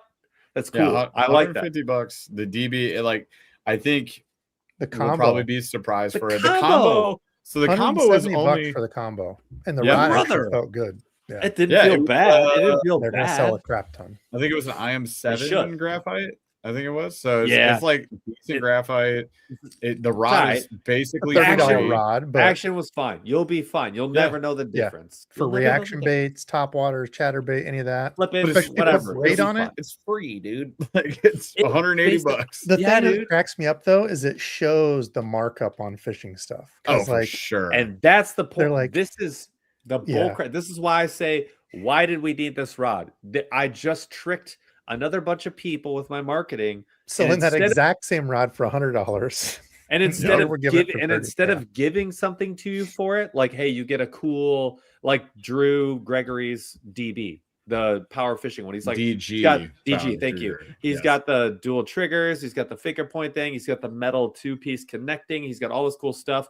At least that's for $140. At least that's like, I'm charging you a little more, but I'm giving you something very cool and unique that I want you to try. The magnet at the bottom, Yak Rod's magnet. Like, there's a bunch of cool tech in there. Go try this. Have fun. This is new and different. And I'll charge you a little more, but I'll give you that. And then on the other end, you get the Enzo, and it's like, it's cool. It looks cool. But like, there's a million $150 rods that look awesome. But Rapala doesn't have any though. That's why. Like I said, that's my point. That's part of Crush City's stuff too. That they kind of have that leg up now because they don't have a product list. They don't already have 10,000 SKUs of different stuff, so they can drop stuff a little slower and come out with some just sick stuff as opposed to a lot of it's keeping up with the Joneses, honestly. Well, for sure. 100, yes. Daiwa and Shimano have a sick rod at $150 price point. We need to, make sure we fill that void, and it's like, and I understand that. I do. I try to go. I understand the business of it, and I know you guys do too. We just try to give a review on what the thing is for what it is, and try to keep those sort of opinions out of it. Here's what this is. It's tough to do. It is hard. It is hard to do, and it's very hard to do. It's with Arc Reels. That's why I have the problem, is because they charge you $15 more than what you can get elsewhere. If the G3 2 was $89, $99 reel, $99 reel. And that's, I was like, at $100, I'd be like, bro, Money. this is value and cool, right. and I want to recommend this. At 130, I'm like, are we just doing back end pricing, and I just have to wait for it to go on sale? Like, what's the deal? Because that's too expensive. But look at their spinning reel. Their spinning reel is great, actually. It works fine. It works very well. I use it all the time still. It's kind of like my copy paste other reel, but it's $130. It should be $100. It should be $90. And I'm like, do we need this? Did anybody need this? No, we didn't. Yep. The Bates series. So Bates didn't really drop anything new that I saw this year. No. I mean, unless I'm totally still don't have the all-cast spinning reel. Yeah, and the size of the OG, and then they had that crazy expensive spinning reel that was like they had a $600, $700. Stupid expensive spinning reel. So, anyways, they make a really cool product, CNC full cast. Cool. Like it's one piece. When they take it apart, it's one piece, very light, feels great in hand. I have the EDC. We haven't even done a review on it, but like, which I think is also that is bringing value. That was cool. $200 DC. You can put it up against the old Acel, the new Acel DB. Yep. You got graphite versus metal frame though, and the metal frame is casted, so that's how they get the price down. So the quality of the quality of the spec'd out quality is not as good as the CNC machine aluminum, but it's still good. And you probably, again, average person won't notice the difference. So I liked that. I was like, yeah, that's cool. I love that actually. They're solid. They're just extremely expensive. They are not, there's a there's a smaller percentage. Obviously, people are buying them. It's definitely not for everybody. That's all I would call out. Also, maybe one of the best comments of all time. Matt Fish Mission says, "Welcome back, the Aggressively Average Anglers. We're your hosts, Aragorn, Gollum, and special guest Gimli." Oh yeah, dude.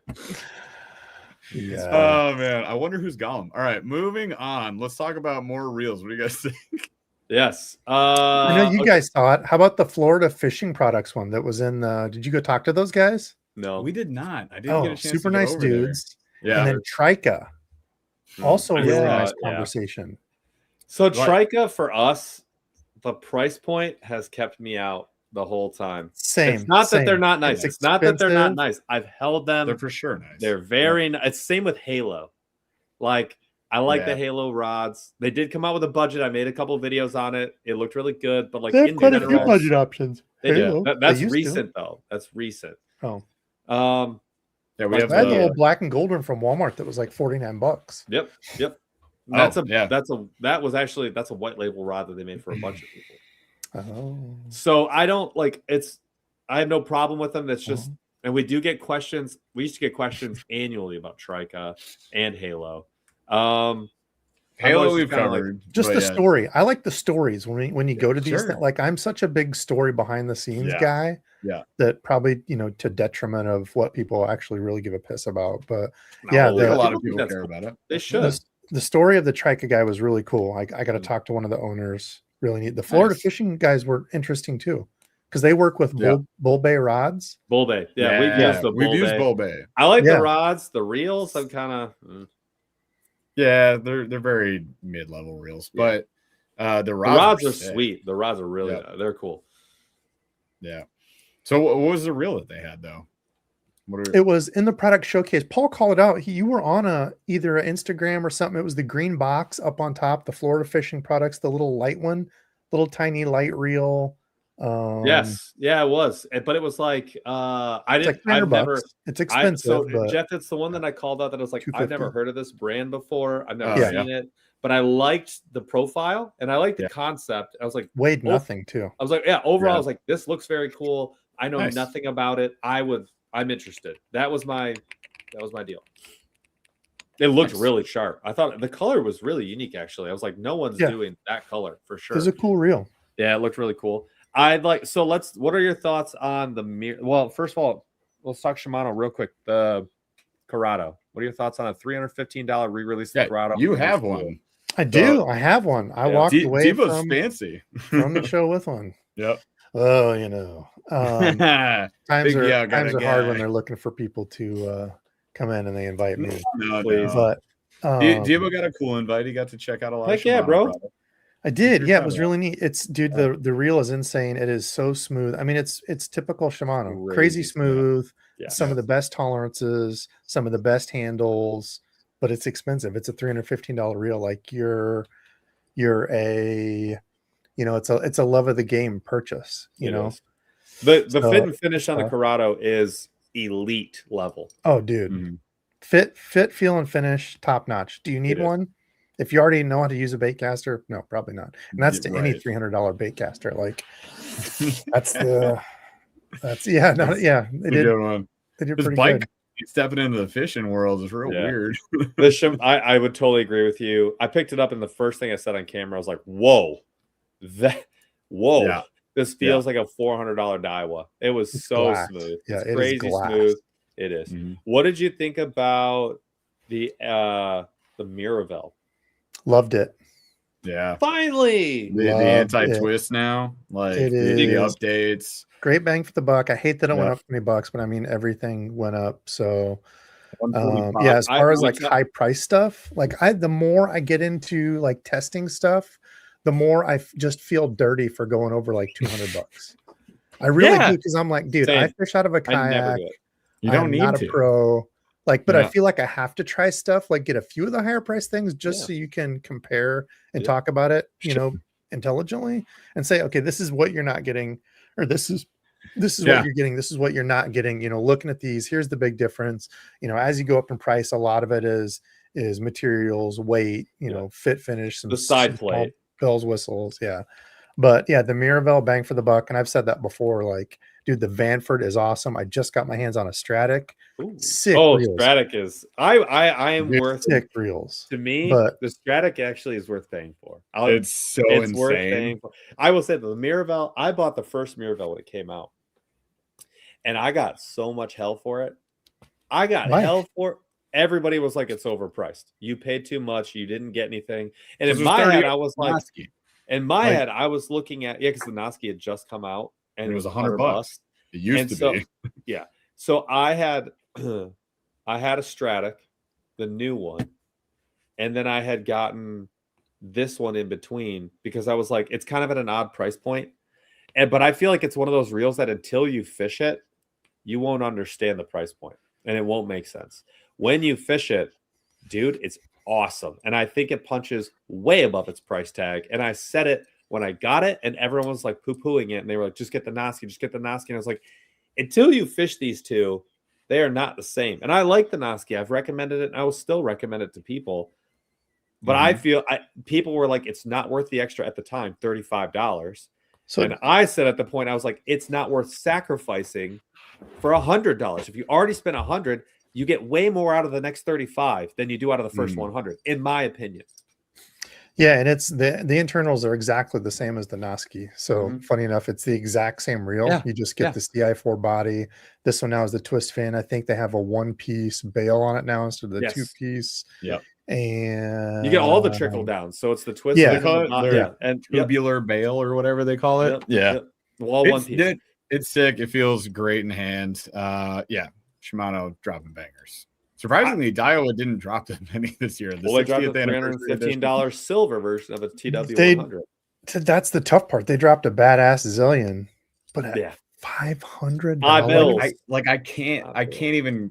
No, I can't look at that. Like, it's for somebody. For sure, it's for somebody. But I love the Zillion. I am a Zillion fanboy. Zillion, probably one of the best favorite reels ever created. And I saw that at $500. I'm like, I just can't. I mean, it's just a slightly bigger version. Right. When I think of all the watches I could get for $500, I'm like, or car payments, or food, or food. I was just thinking food. I was like, I could get 2 weeks worth. I could get a week and a half's worth of groceries for that. Right. Tuna, pickles, and Monster energy drinks. I could get for that. Dude, hell yeah. Word, bro. Yeah, I mean, before we go into some of the other stuff, this does get into something I really want to talk about. I know we're running out of time. The price point on some of the baits too, because Shimano also. Oh, go ahead. hang on. I wanted to hit chat before we get it because we're getting into a diatribe. We start talking about cost of goods. Do it. Good problem. All right. Let me catch up with a few. What do I call it? Ramon Outdoors calls out, I've been pronouncing Noski wrong. We did too. Funny enough, we also got hammered way back in the day. We called the Corrado the Curado. So it's okay. We say things wrong. Who cares? If nobody's ever said the name of the thing to you, can't be cringe on the internet. Where can you be? If you've never heard it pronounced, then yeah, you're probably going to say it wrong. Otherwise, you're just guessing. But I like how they made an impossible to pronounce word. And they're like, "Oh, you got it wrong, you fool! You fool!" Yeah, pretty much. Anyways, you whatever. Made this up. Grim Reaper says saltwater fishermen want to know if the Voya X Mosa is going to be good for inshore saltwater. He didn't ask that. He asked about the Musa. It's totally different. Well, the Musa is unavailable. The Mosa. Sorry, now I'm like all over the place. The Mosa is, I mean, I believe that saltwater rated. I'm pretty sure that they're sealing up the drive, but I'm not sure. My only thing, it really depends on how you fish. So my only call out with this is if you really want a pedal kayak, then it could be a really nice option because you get a lot of benefits, like extra benefits all built in. That hull, I don't know how good that's going to be in an inshore situation. I think you're way better off with something that's a little less stable on flat water that's going to serve you better in open water, like an Old Town Sportsman 120 Pro, the new one, that's a lot cheaper. And then you can put a stern motor on it, or if you like the trolling motor, you put the trolling motor on it and just spending a lot less money. So it's not that I don't think it's a good kayak. If you do a lot of really inshore bank type stuff in shallow water, it might be good. But if you do a lot of like inland lake stuff and that, it might be great. But if you're only in inshore, I might go another route. That's just me personally. If you're getting punched by waves, it might be a problem. But we haven't been able to test it all the way to that. I haven't had it on big water, but it's also not the steadiest kayak in the world. It's good enough, but you might be a lot happier in something like an Old Town or even a new canoe. I think there might just be some better options. I mean, dude, Hobie Outback, Old Town Salty PDL, like you're gonna be good with this. Yep. Matt's Fishing Mission says, have you pre-ordered the G-Rat Urchin rigs? I'm 100% getting the G-Rat. Yeah, we are doing that. We are definitely. I'm stoked about it. Actually, I think that video I was supposed to message them today and I totally forgot. But I have a contact at G-Rat. It's 2 videos in one because there are a lot of urchin. Look, this is another thing with the urchins. People are like, oh, I hate that. I think the last couple of years, like the baits that are coming out and people are reacting to them, I think it's like more about fishermen and the fish specifically. Like we are reacting in real time to what fish are reacting to. We're seeing pro fishermen have a ton of success because uneducated fish are seeing a new bait that works really well. And all the fish in the country haven't seen it yet. And so everyone's trying it and then being like, yeah, this really works. I want to buy this bait. And then bait companies are scrambling to give you the bait. And then it works for 2 years, but then a lot of these fish get educated and they see the bait after the 2 years, and then the next one comes out. And I think that's all that's happening. So as much as we want to poo-poo the company, they're just reacting to us and we're just reacting to the fish. And because we have the internet, we all know about it super freaking fast. Like all technology is all these urchin baits, they're in like the top winning tournament bags. All the big fish, all of them. The urchin baits are there. They're winning. And so people are seeing that and they're just reacting to it as fast as the fish are. And then the companies are reacting accordingly. If we didn't want it, they wouldn't make it.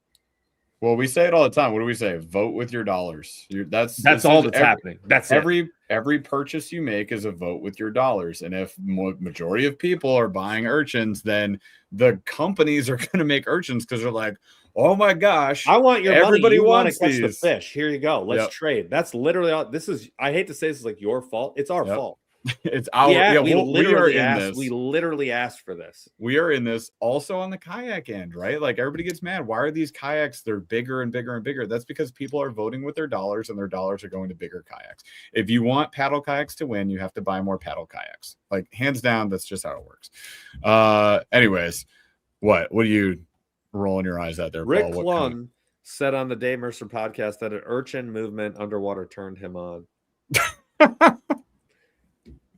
Rick Clun is he's still slinging for 6 cents. We love Rick Clunn. I mean, he's a legend. He might be. He was Team Sixth Sense 2 years ago, I think, something like that. Yeah, I don't know. I don't know what Sixth Sense does these days. All sorts of stuff. Yeah. New Evolution backpack, says Alec Wolf 4761. Has anyone asked about the new Evolution backpack? Yeah. They did drop 1,000. They have their online only specials. They have the ballistics bag, which was in new product showcase. They have the new ballistics bag takes. You guys have all been asking us this question. Does their drift series backpacks use the ballistics trays? Can it use them? We said no. You can fit one less than whatever it's rated for. So if it fits 6, you can get 5. But they made a whole bag that comes with no boxes, now it fits. It's designed to fit the ballistics series boxes, and they did it online only, so the price would be lower. So you get it from their website, direct to consumer only. But you can use our code that way. You get 20% off. AAA 20%. That's awesome. Yeah, that's a hella good code for $100 backpack. I used it. I bought a couple of boxes and used you guys' code. Hell yeah! Dude, I want to use my own code, dude. The 3500. Which the terminal, the new ballistics terminal, dude. Yeah, money for throwing in the side of your kayak. Dude, I got them right here. These things are awesome. They are. They're so good. That thing was great. It's just big, It's just big. If you don't want a big one, just do that one. Perfect. Look at that that 3.5 terminal is perfect for paddle kayaks because it fit in the Flint. They have these little side pockets. It fit perfectly in there. That's all I took today. Like I just had terminal plastics, nothing. But yeah, so if you're talking about that, he might be talking about he's talking about largemouth ballistics. Yes, they have the largemouth, which is just the better design, but it also has like a rollout terminal kit in it, and it has a fanny pack bag or sling bag that comes out of it. That is sick. So yeah, they updated that so it fits ballistics, and then they also had a welded series that came out, which is your all-weather bag, and they have a bulk storage duffel as well as an actual backpack too. So we're definitely interested in getting those and testing them out for you. And then you have this guy. This is $50. If you want to be the coolest kid in school, you would get this as your school bag. No, I'm not even. I would, dude. It has these straps for like really yoinking it down. It's got the water bottle pocket. It's got the front pocket, all the zippies, all the tie stuff. Yeah. But like it has the tools, rods, pliers. It has like the big heavy duty handle. But then it's just like a big open backpack on the inside. So it's like it could be your school bag, but then on the weekends it could be your fishing bag. I thought this was for $50. Like this is cheaper than a school bag, better material, but has some fishing stuff to it. What are we talking about? My son claimed this 30 seconds. I didn't even have the box all the way open. He's like, "This is mine." I'm like, "You don't even know what that is." It's like my family steals all my fishing shirts. Like I come home, I'll bring home a hoodie, and my wife's like, "Mine." Yoink. And I was like, "I have to wear this in my videos." What are you talking about? Yeah, dude. Anyways, all right. Yeah, box too that they did, or the best one that I saw. Thank you. We agree. I love Busby. I'm glad they won one. Yep. Theirs was really good too. But theirs was really good. Yeah, I liked the Evolution one better. I like the Evolution one because you could use that for other stuff too. Yeah, you could do like a half and half. Like with the Busby one, it's kind of one and done. That was my only gripe. And look, I love Caleb. We love Busby, but I do. If it was me, I'd be going with the plastics case because the soft-sided case is also just easier to stow whatever the heck you want. Only bad thing is it is a soft-sided case, so you have to watch. You have to watch to make sure not to get heavy stuff on it because there's this stuff is like durable. You can stack this stuff up. Oh, I didn't know how it's rigid. It's rigid, dude. Like it's actually pretty legit. We've been using them for 6 months now. I think this is what I keep all my camera gear in. That's how much I believe in these. They are heavy duty. They certainly are. And tarpaulin. It's a great way to store those urchin baits. And then they have the dice dividers is what they call it, which allows you to put little like one long hanger wire through that and then thread all your urchins onto it. I think it's cool. I agree with you, Debo. That was my favorite for sure. Paul and I agreed on it, and I think it's in the top 20 tomorrow on the OGN video. You know what had me thinking as I was looking at that? Yeah. You know how you get the packs of terminal in the original pack? Mm-hmm. You could string up all the terminal and hang it from one of those hangers. Dude, you could fit a billion pounds of hooks, weights, all think about BKK, how much OCD, eat your heart out, dude. Think about all the stuff you could put on one of those, and then you just pull it out, grab what you want, and slide them all back. I was like, it's kind sliding them off of there would be a pain. I hear you, but it's literally when you pinch them all together, it's just one. Grab the one. And sure. I hear you. I think we're getting somewhere with that. That's a good start to us. I know. Idea. It's what was it? It's a work in progress. What did that guy say? It's like I have the beginnings of a plan. I got the beginnings of a plan. I got to pour the foundation. I got an idea of a plan. It's a good thread to tug away at. 100%. Kind of like a throwback. This is my extra frogs. Oh, bro, I can't believe you have that frog box. That thing is such a monster. Look at this. Yeah, it's just my extras. It only stays here. That's what I do with all my Plano boxes, all my trash. So yeah, kind of the same thing, but yeah, this is way too high. Plano is just where I put all my garbage. Hello, Plano. Welcome to my junk. Hey, you got to give Plano their props because when I tipped my kayak, the yellow ones that I thought for sure were going to leak, all stayed 100% waterproof, and the cheap ones stayed waterproof. Wow. You know who I have to poo-poo on is Flambeau. So Flambeau. I agree. Yeah. I like the Flambeau. I like Flambeau in general. Yeah. I've never liked a single Flambeau product I've ever bought. So I can't tell you. I can't say it. I wanted to say it. They told me not to say it. I can't say it. I won't say it. All right, don't say it. Moving on. Anything else? Did we even cover kayaks? I think we're ending with kayaks. I want to hit the money thing though, because let's hit the money thing because it goes with the baits and the kayaks. It does. It's a good transition. It's a segue. A segue. So a segue. So the a couple of baits that Shimano dropped. I really liked their jerk bait. It had flash boost in it, and I thought that was really cool. Yeah. Here's what I did not like, and I saw a lot of companies doing this, dropping jerk baits that are $24.99. And a lot of $23.99, $24.99, not $25. No, the Zoom Burno is $23.99. You're right. The Megabass is $24.99. Yep, you're incorrect. So first of all, this happened across the board. Yeah, like, so many companies basically were like, Megabass gets away with this, and people love them for it. What we're gonna do is raise our prices, add in one or two things that are unique, but I'm going to hit that $20, $25, $30 price point on my baits. Same with some of the urchins. And to me, when I saw that, I was like, it was like everyone, the light bulb went on for everybody at the same time. And I was like, this sucks. I'm still salty about it. I'm like, this sucks. Because you're always salty though. That's not really different. I'm Gollum. You could tell what it was the second I started seeing it, even in the preview, like before we even got in the airport. I was like, this sucks, dude. It was definitely a bummer. Urchins kind of went that way too. It was cool seeing a few companies drop at least 2-packs, 3-packs. I would love to see more companies bring in value. Again, we vote with our dollars, so just stop buying the very expensive things if you can help it. But unfortunately, a lot of things went up. We also got hit with a lot of tariff taxes on a lot of brands that isn't coming back. Like they're like, bummer, here you go. And then they kept it a year ago. Then they left it. So Shimano still 25 up on everything. That Noski should go down at least 10, maybe even $15, $20 to what it is. It should have gone down.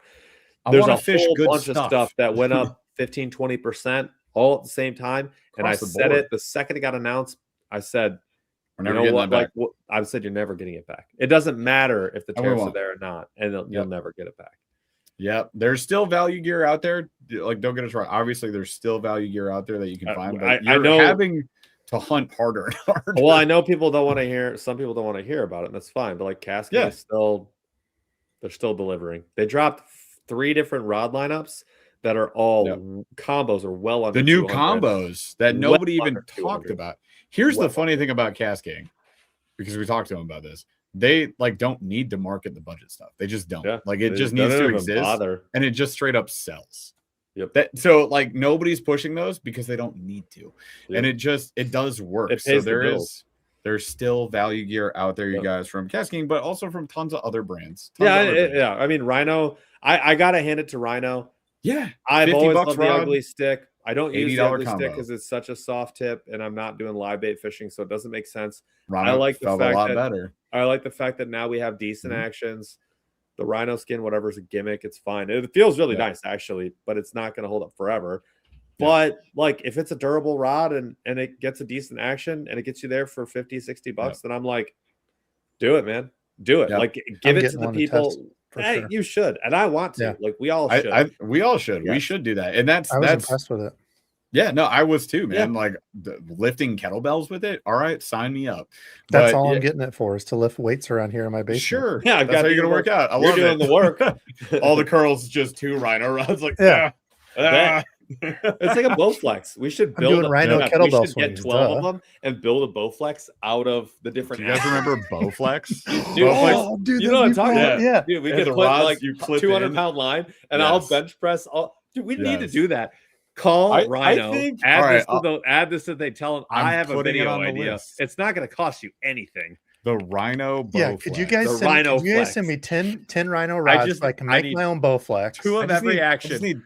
I see 2 of every action you make, all the way down to ultralight, from heavy to light, and that way you can adjust your resistance. Your frog rods. That's the resistance rod. Dude, that's done deal. Hilarious. Done deal. All right, so that's the why Rhino, we make the Rhino Bowflex. Got it. Cool. We'll make $12 off of this. Love it. All right, so dozens of dollars, dozens of pennies. We're gonna make that fun. That's gonna be a blast. But yeah, so I mean, there are budget rods out there. I think one thing that we need to do better of, I'm calling this out right now, we as creators need to do better, is make sure that we highlight that budget gear as much as we can. And it's really easy. Like, I love cool stuff, and when a company is like, I want to send you cool stuff, I'm like, hell yeah, I'd love to have that cool stuff. That's literally the dream job, right?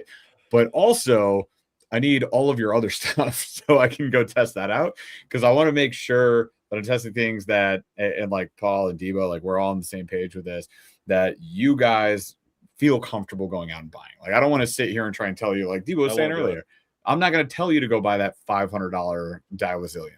I'm not going to. If you want to, by all means. I'll tell you about it. I will tell you all the regular stuff. Yeah, if they send me one, sure. I will show you the Casting Ultimate.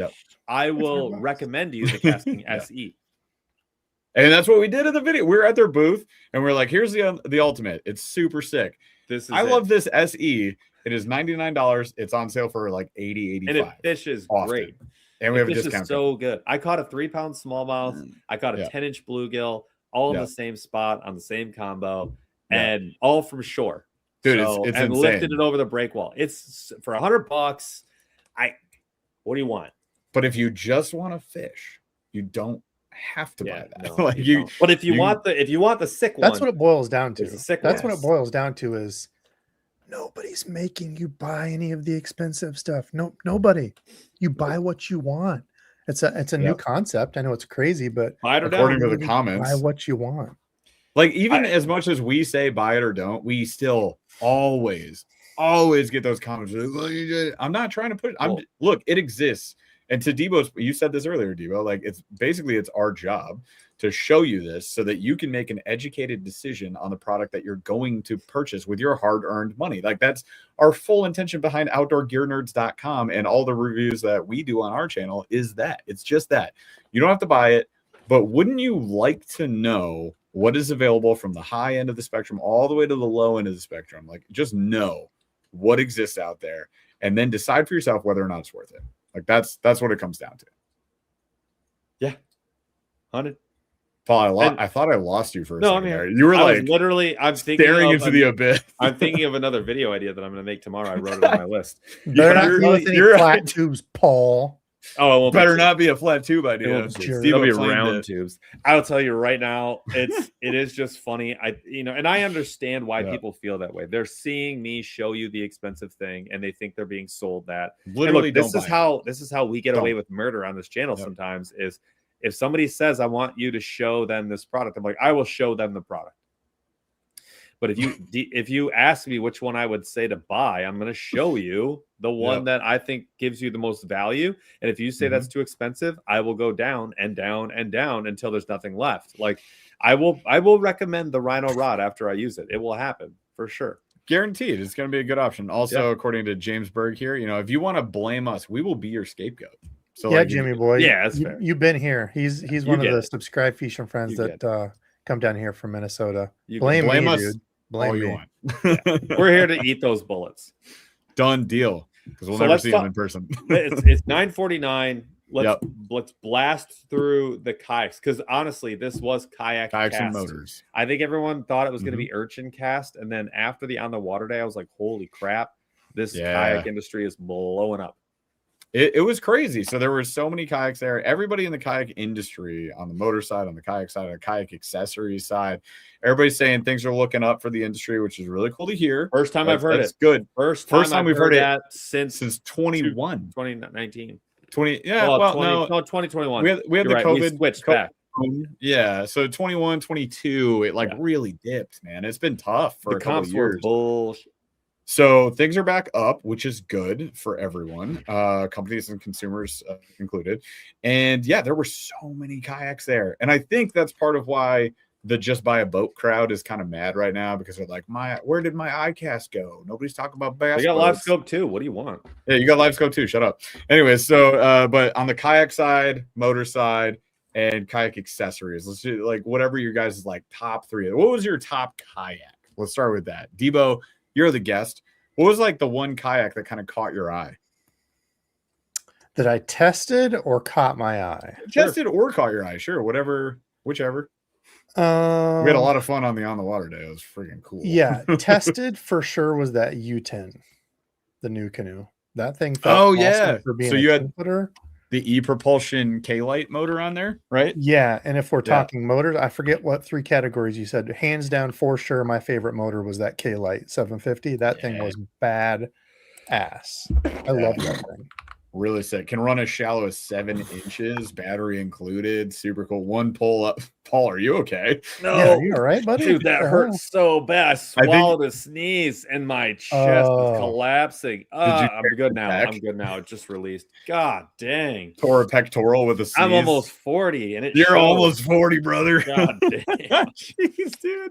I ate that sneeze though. Wow.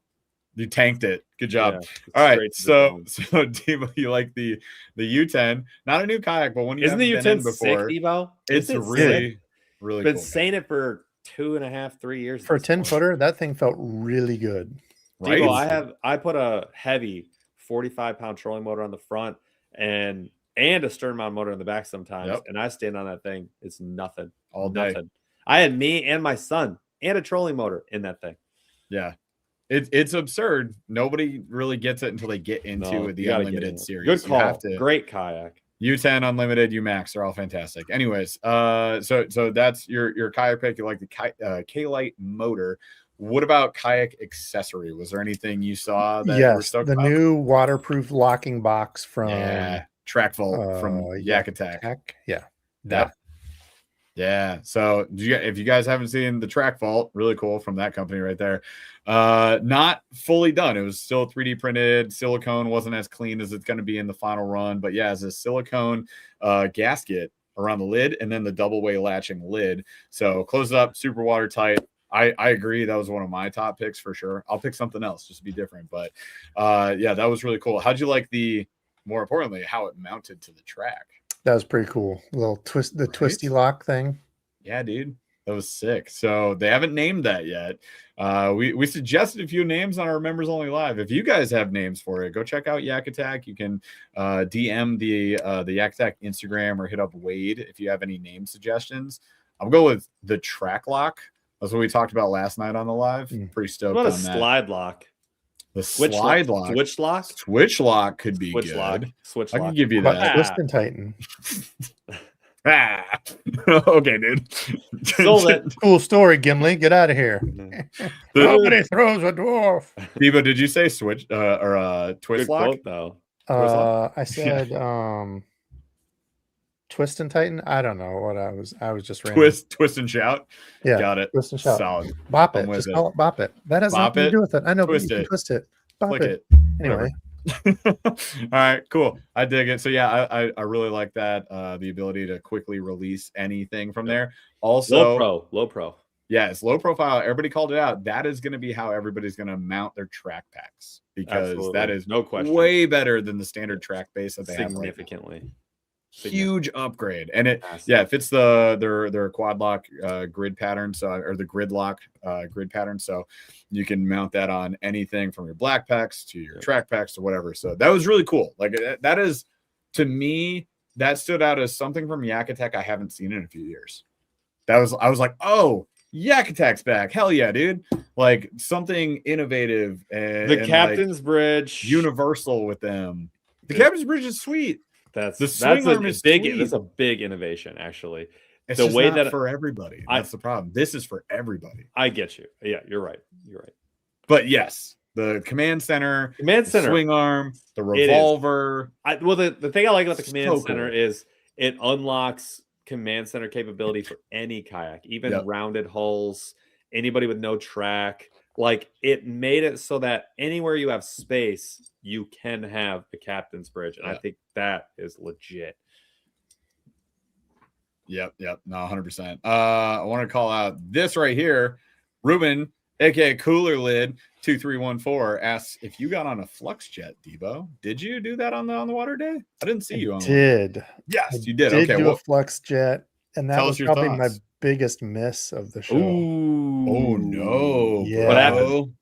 So I have to preface with one, the guys there were amazing. The people working on it are awesome. Yeah. So it's not a shade in that way. I think it will be really fun for like doing river stuff or like lake stuff, for going out and having a good time. But I feel like it's for people that want to have a good time first, and fishing is kind of a second thought. Fair. Because I feel like the motor is badass. It's a drop and go badass. It's got the convert. There's so many badass things about it, but I feel like to market it as a fishing kayak is falling short. I guess is kind of my take, because like it wasn't super stable to me. Like I felt way better in the U10 than that one. Yeah. U10 is gonna dominate that thing. And I don't know, it's designed to be more inshore. What's funny is, Jeff, tell them your experience on the stability side. Yeah, actually, I changed my mind on the stability side because we got one. So now I have my lake that I got a chance to test it out on. Yeah. So when I tested on the river that day, I think it was very cold outside. The water was very cold.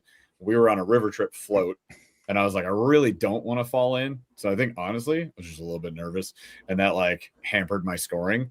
But then got it back out on the lake, and I was like, okay, I get this. It's not about dominating primary stability. It's about having really good secondary stability. And that makes sense. It's very much a trend that you're starting to see happen with kayaks, where you're going to get kayaks that do not have the unlimited's primary like on lock, right? So that's good and bad, right? Like primary stability is fantastic for flat water. Flat water for most bass fishing. Let's just say that off the bat. For most bass fishing, everybody wants the U10, the XTR. Because you want to stand up, you want to stand on the front platform of the XTR, and you can do that on a strong primary stability kayak. However, when you get hit with waves and current, you are not going to want to be in a primary stability kayak. So the U10, the Unlimited, they're not going to excel. They don't paddle great. You won't feel stable because you're actually feeling the rocking. You feel every rock. And if you're hitting any waves, you're just getting pounded, dude. You're getting wrecked. Because there's all contact has to be on the hull, and you'll feel all of it. Like here, you feel that. Like you feel all of that. And so when you have given the hull, you roll with the wave a little more, and you won't feel it nearly as much. It'll be like this. Oh, this is not so bad. This is kind of nice. And then when you're getting current, you're actually gripping. It's kind of like catching an edge all the time. And so you have a lot more control. And forgiveness. You have time to react, because it's not instantly tipping you over. And so it's a spectrum. Most bass fishing, though, most people want flat, stable. And that is a good thing to want. And there are kayaks that deliver that in spades. But then on the other side, there's the other spectrum of, wow, this feels tippy on flat water. But then the second you have this is why we were talking about the Moza with the inshore. It's not really designed for that kind of water. Inshore, you're going to always have some kind of chop. And there's a good chance that most of the time you go out, you're going to have a little more 2-3 foot chop. That's going to be a part of your experience. Rollers, chop. When that happens, you don't really want a flat hull unless you're really, really deep in the inshore and it's really shallow. What you need is something that's going to be like the XTR 140P is literally built for that. But the like XTR Erie. is not. It is not built Right. for that. It is built for a flat bass fishing boat. And you're starting to see this, like the Hammer. The Hammer is, you took the Titan X, super flat, super stable. The Hammer is this, like, why does this feel so unstable? Why is everyone so excited about this? If you're inshore getting rollers, you feel a lot more comfortable in that boat. It's the secondary stability dominator, right? So, but again, like the kayak market kind of broke a lot of people's brains on that, including us. Like I'm so spoiled by primary stability that when I get into a kayak without as much primary and they're more secondary, like the Crescent Shoaly, for example. If I'm on flat water, I'm like, why the heck am I in this kayak? I'm in danger. But yeah, it's just not for that scenario. So once you understand that, you treat it a little differently. That changed my personal rating on the stability of the Flux Jet, for example. But also it would on like the Crescent Shoaly, for example. I would give it a 7 out of 10. But if it's in current, if it's on inshore, if I'm in rollers, I feel very comfortable. The Flux Jet, probably the same thing, right? Like it goes from a 7 out of 10 to an 8.5 out of 10. In that scenario, standing stability, it's a 6 out of 10, right? Not the Flux Jet. Flux Jet's like a 7.5 out of 10 standing on flat, but the Crescent Shoaly is like a 6.87 flat out of 10 for me. So it's just you gotta be in the right scenario for that. But anyways, I totally hear where you're coming from on the Flux Jet, and you're not the first person that said this feels very said it about recreational first, not fishing. I can see. Go ahead. I was just going to say the thing is they're so close. I feel like it's just, this is their first iteration, and I feel like some of it was like, just getting the stuff together. And this is coming from the outside in. I don't know any of the inside stuff. You guys have talked to them. I know none of it. So this is coming from a complete, ignorant point of view. That's kind of how I feel. But I feel like the next one that they do is probably going to be insane. Like as far as if they focus more on like bass fishing or fishing kayak related, I feel like it's going to be sick. 100%. I'm excited to see where they go from here for sure. Also, fully plan on they're designing a front plate so that you can mount a bow mount on there, and that's something that we would probably do. Crazy fun, right? That's like the only thing is like not being able to do like spot lock or anything like that. Like if you want a motor, like it already comes with that, it's done, which is great. But trying to think of how I fish, I don't really fish rivers. I don't fish streams like lakes. I'm lakes 90% of the time. So it's like, dude, if they had that a little bit bigger, because how big is that? Is it a 10.5 foot? So 11 foot. And it's around 88-pound hull weight, a little over 100 when you have the seat. It's a throw and go. I think that's what I think the perfect angler for that kayak is one that has some scratch, doesn't want to do any work, wants to kind of go fast. I carried 2-3 rods, a crate, 2-3 tackle boxes, and a terminal box. That's agreed. And I want to have a good time. That is that angler to a T, because you're not going to overload the kayak. Agreed.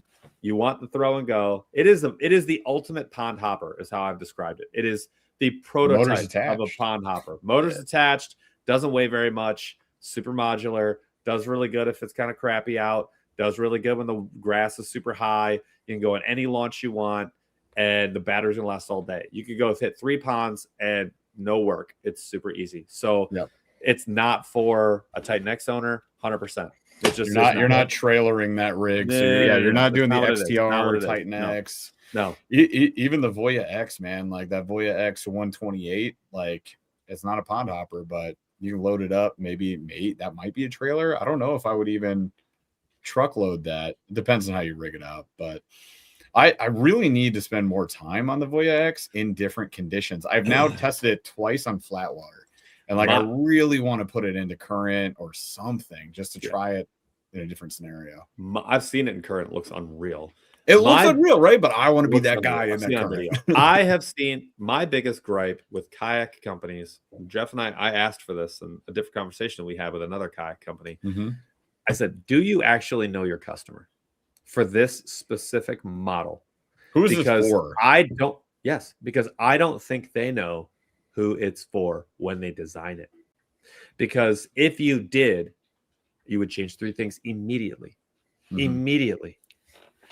And to me, that's where Bonafide has smashed. They know exactly your audience, who the kayak is designed for. And they were like, heck, everybody else, I don't even care. It doesn't matter. look at the Titan X 12 footer. It is for one very specific angler and nobody else. Look at the XTR. It is for one specific angler and nobody else. Look at the really successful New Canoe Unlimited and U10. It is for one type of person, and they said, heck the rest of it. Heck it. I don't care. I'll have to release another model for them, but I was never going to get them anyways. And those are the companies that have been successful, because when you step into the mid-range, you're going to get crushed by the XTR. Everyone's going to compare you to the XTR. Or on the other side, they're going to compare you to something lighter, a little like a U10, and you're going to get crushed by that kayak. Right. And so I have to hand it to those brands that have said, you know what? I know the consumer that this kayak is for. I don't care about anyone else. I'm dialed in on them. I'm just going to have to win here, but I can't win everywhere. Yep. And Fluxshed said, we're going to solve all of the electrical problems that existed in kayak fishing that nobody bothered to fix. And the prop issues. Yes, 100%. Yeah. It's insane. I mean, you guys saw us running over the obstacles. I think the coolest thing about the Fluxshed at the show was that people got to demo it. So it was enough of this, like, only aggressively average anglers have used this thing, so we don't know if it even exists. They all used it. Ton of creators who were like, hey, what the heck is this thing? They got to use it. They got out there. A few creators decided not to use it. That was funny. But yeah, a lot of people finally got on it, used it. They now understand it, right? Which is cool. But I'm with you, Debo. I get it. I think it does feel very wreck first, but you certainly we fished out of it like you can. But not a bad kayak. That's the thing I want to point out too. Is it's not. I'm not saying it's a bad kayak. It's just not for what I want. Like I'm more of the stability, fishing first. Like I'll sacrifice some weight. I'll sacrifice some of these other things. Like you have the original. I know somebody who has a U10 that maybe we could. Oh no, I've got room for one kayak. I am not. Well, if you ever want to trade up, you let your friends know, and maybe I think Debo made the smartest purchase. Wait, is that the purple one too? No, we have that one. Well, I have that one too. If you want a purple one, I got you, dog. On that second thought, actually, dude. So I would tell you though, you bought the original, the Genesis model Slayer. Of all of the Slayer is the OG of all the kayaks that we're seeing today. It was near perfect for what I wanted. It was almost perfect for everything I wanted. And it was old when you an older model when you got it. Mine is a banger. It is a banger. When you told me what you're buying, I remember telling you you're good. You made the perfect decision. Well done. Yeah, my balance is not great, which doesn't make any sense. Kickboxing for dude. What? Sure. And I probably got hit in the head too much, but my balance sometimes, like when I do a sharp turn, stuff will go woo. And I'm also my left eye is dying, which is another thing. So it takes a while to when I look peripheral, sometimes it'll take a second to get back. So it'll be like. You're not an ambi looker. Yeah, but yeah, so that's my one of my main things, stability, some of this other stuff. So it's you have to know your market, and it's like you guys have said, no kayak is perfect. Everybody says that, in the kayak game, no kayak's perfect. So everyone should say that. A lot of people, for whatever reason, think every kayak should be perfect, but it's always a compromise, right? That's exactly what it is. Always give and take. You got to sacrifice something to kind of ability and weight the right person.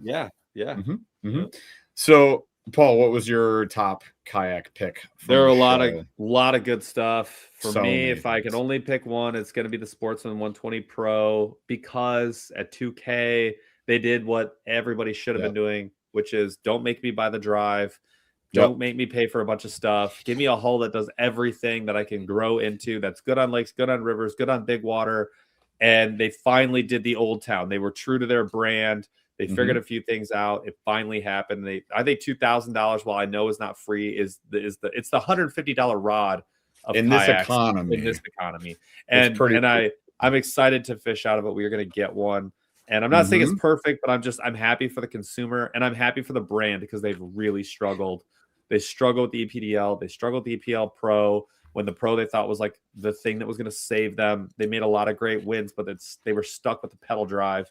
This gets them out of that and the price and the stability and the weight capacity. So I'm very happy for the consumer and for Old Town. Yeah, it's essentially Old Town's Unlimited. It's like it's a blank canvas. It's not going to have the same primary stability as the Unlimited, so don't look at it that way. But it's better in big water. Treat it like it better is. In the river. It will be great. It's going to have phenomenal secondary stability. We're excited. We'll get it pretty soon. I'll get it rigged up.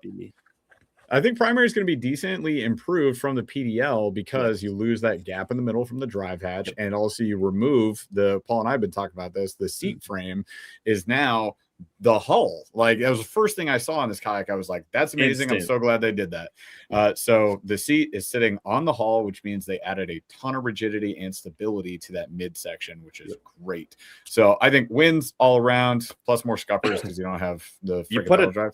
Should be drier too. You put a Tarova on this, which is what we're gonna do. Oh my dude, that is for $3,600. It's gonna be really hard to choose something else and feel like you got a better deal.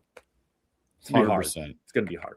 Yeah, we're excited for that. So we'll have it rigged out. We're gonna put the Humminbird Explorer on there and the Tarova, and that's it. It's just getting those two things. If we want to dink around, we might throw stern mount just to see. Oh, I'm doing that for sure. We have to at least see how it works. Yes. So we're gonna rig that out. We'll do some testing. After we both get a chance to review it, it's probably going to be Paul's daily driver. We were talking about that on the members only live yesterday. It's just a better fit for Paul for 100%. I would love to use it, but I think it's like you will. I mean, Jeff will be Paul's in it. Yeah, just like the UMAX. I will hop into the UMAX. It'll be great. Yeah, and well, you got your first chance of the UMAX a couple weeks ago, which was sick. The UMAX is forget it saying. It's so good. It's great. It's so good. And slept on, underrated is the Wilderness Systems update. Oh my God, what a home run. Yeah, that new update for the Tactical Pro 128 from Rob English. So Rob's been feeding them. You know, Rob's a guy with a crazy hairdo. Like, you see him, you know him. He's a genuinely awesome water angler. Yes, but also genuinely awesome human being. We got a chance to meet him at the show. Fantastic. Glad we got to meet him as well. And then, they added, basically more scuppers, better water flow. They went with more like the tarpon that you get, the tarpon design that you get in like the new canoes and the Unlimited. So it's going to channel water a lot better out of the boat. And then they redid the front hatch into a one-piece rigid design so you can stand on it. And with that one piece, now you can like put batteries in there and stuff. Pretty great idea. All the things we complained about got fixed. So it's good to know that Rob feels the same way we did about that kayak. Great kayak, couple big misses, but it seems like they're attacking it, which is great. I would say probably, if I'm going to do something different from you guys kayak wise, there's not really much left on the table. I think the Old Town was probably my top pick, but the Voya X updates that they're making, I am excited to get a chance to spend more time on that. Would love to get my hands on one if we can. We'll get like the 128. 97 really isn't our style. I'm not that interested in it. Looks cool. So Kale called this out. Maybe that's like a cool pond hopping boat. I mean, it could be for sure. I think it's definitely more rec focus. Is like, hey, if you just want to float and have fun, like, you're not taking a ton of stuff out on that.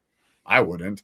It has a fairly low relative weight capacity to it, and it's low gunnels. So no gunnels is what I should say.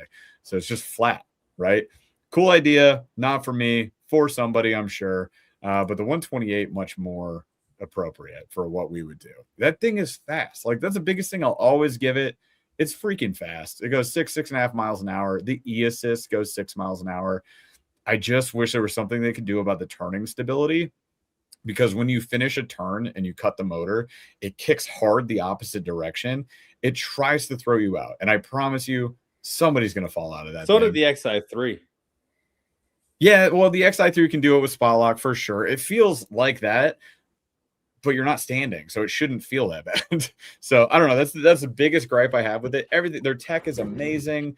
They have so many cool things like to love on it. I do think it's a big win, and I think it pushes the industry forward, similar to how FluxJet does in a different way.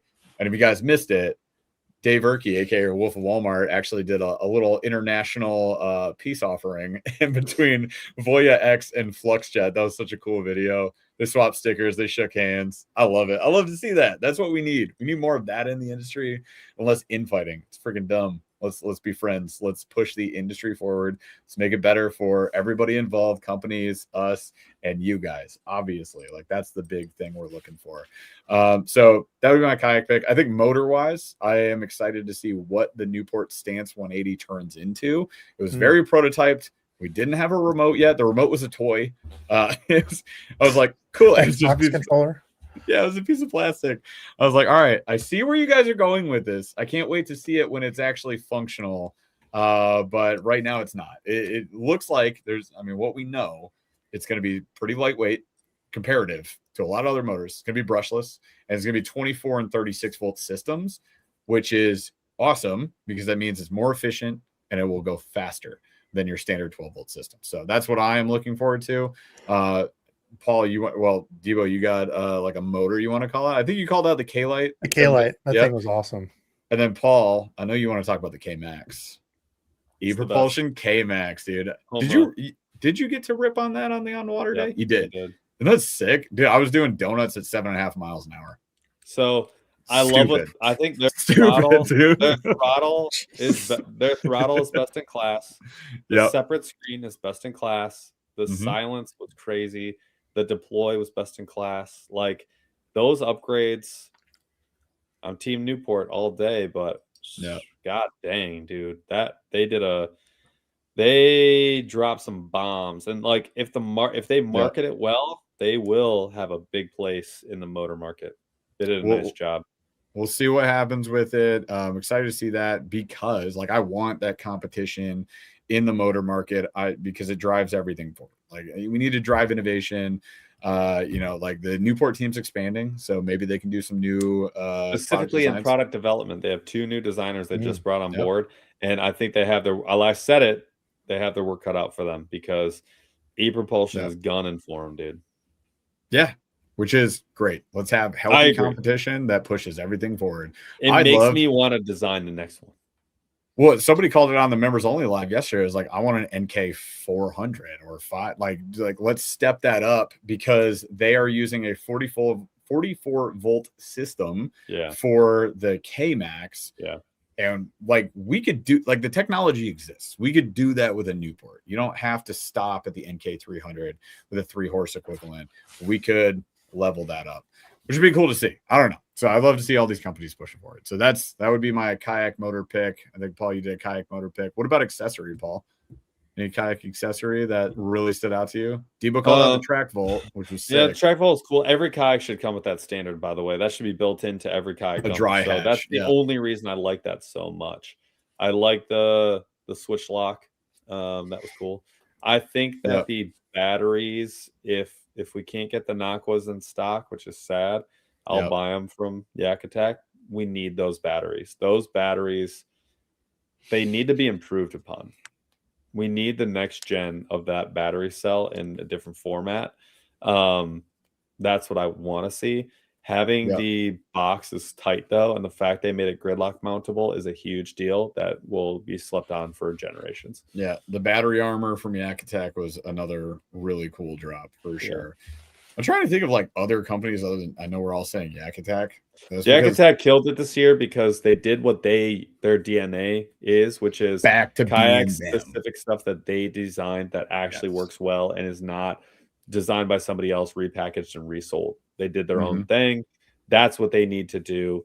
I've been critical about Yak Attack after last year's ICAST because of this exact thing. I didn't need scissors from them. I didn't need pliers from them. I didn't need something to clean my kayak from them. I want a switchblade mount. I want wheels. I wanted battery armor. Like that's the stuff I wanted. So I know there's a lot going on behind the scenes. I'm hoping a lot of it has worked itself out, and I'm hoping that we get more of this because this is the Yak Attack that got me in the first place.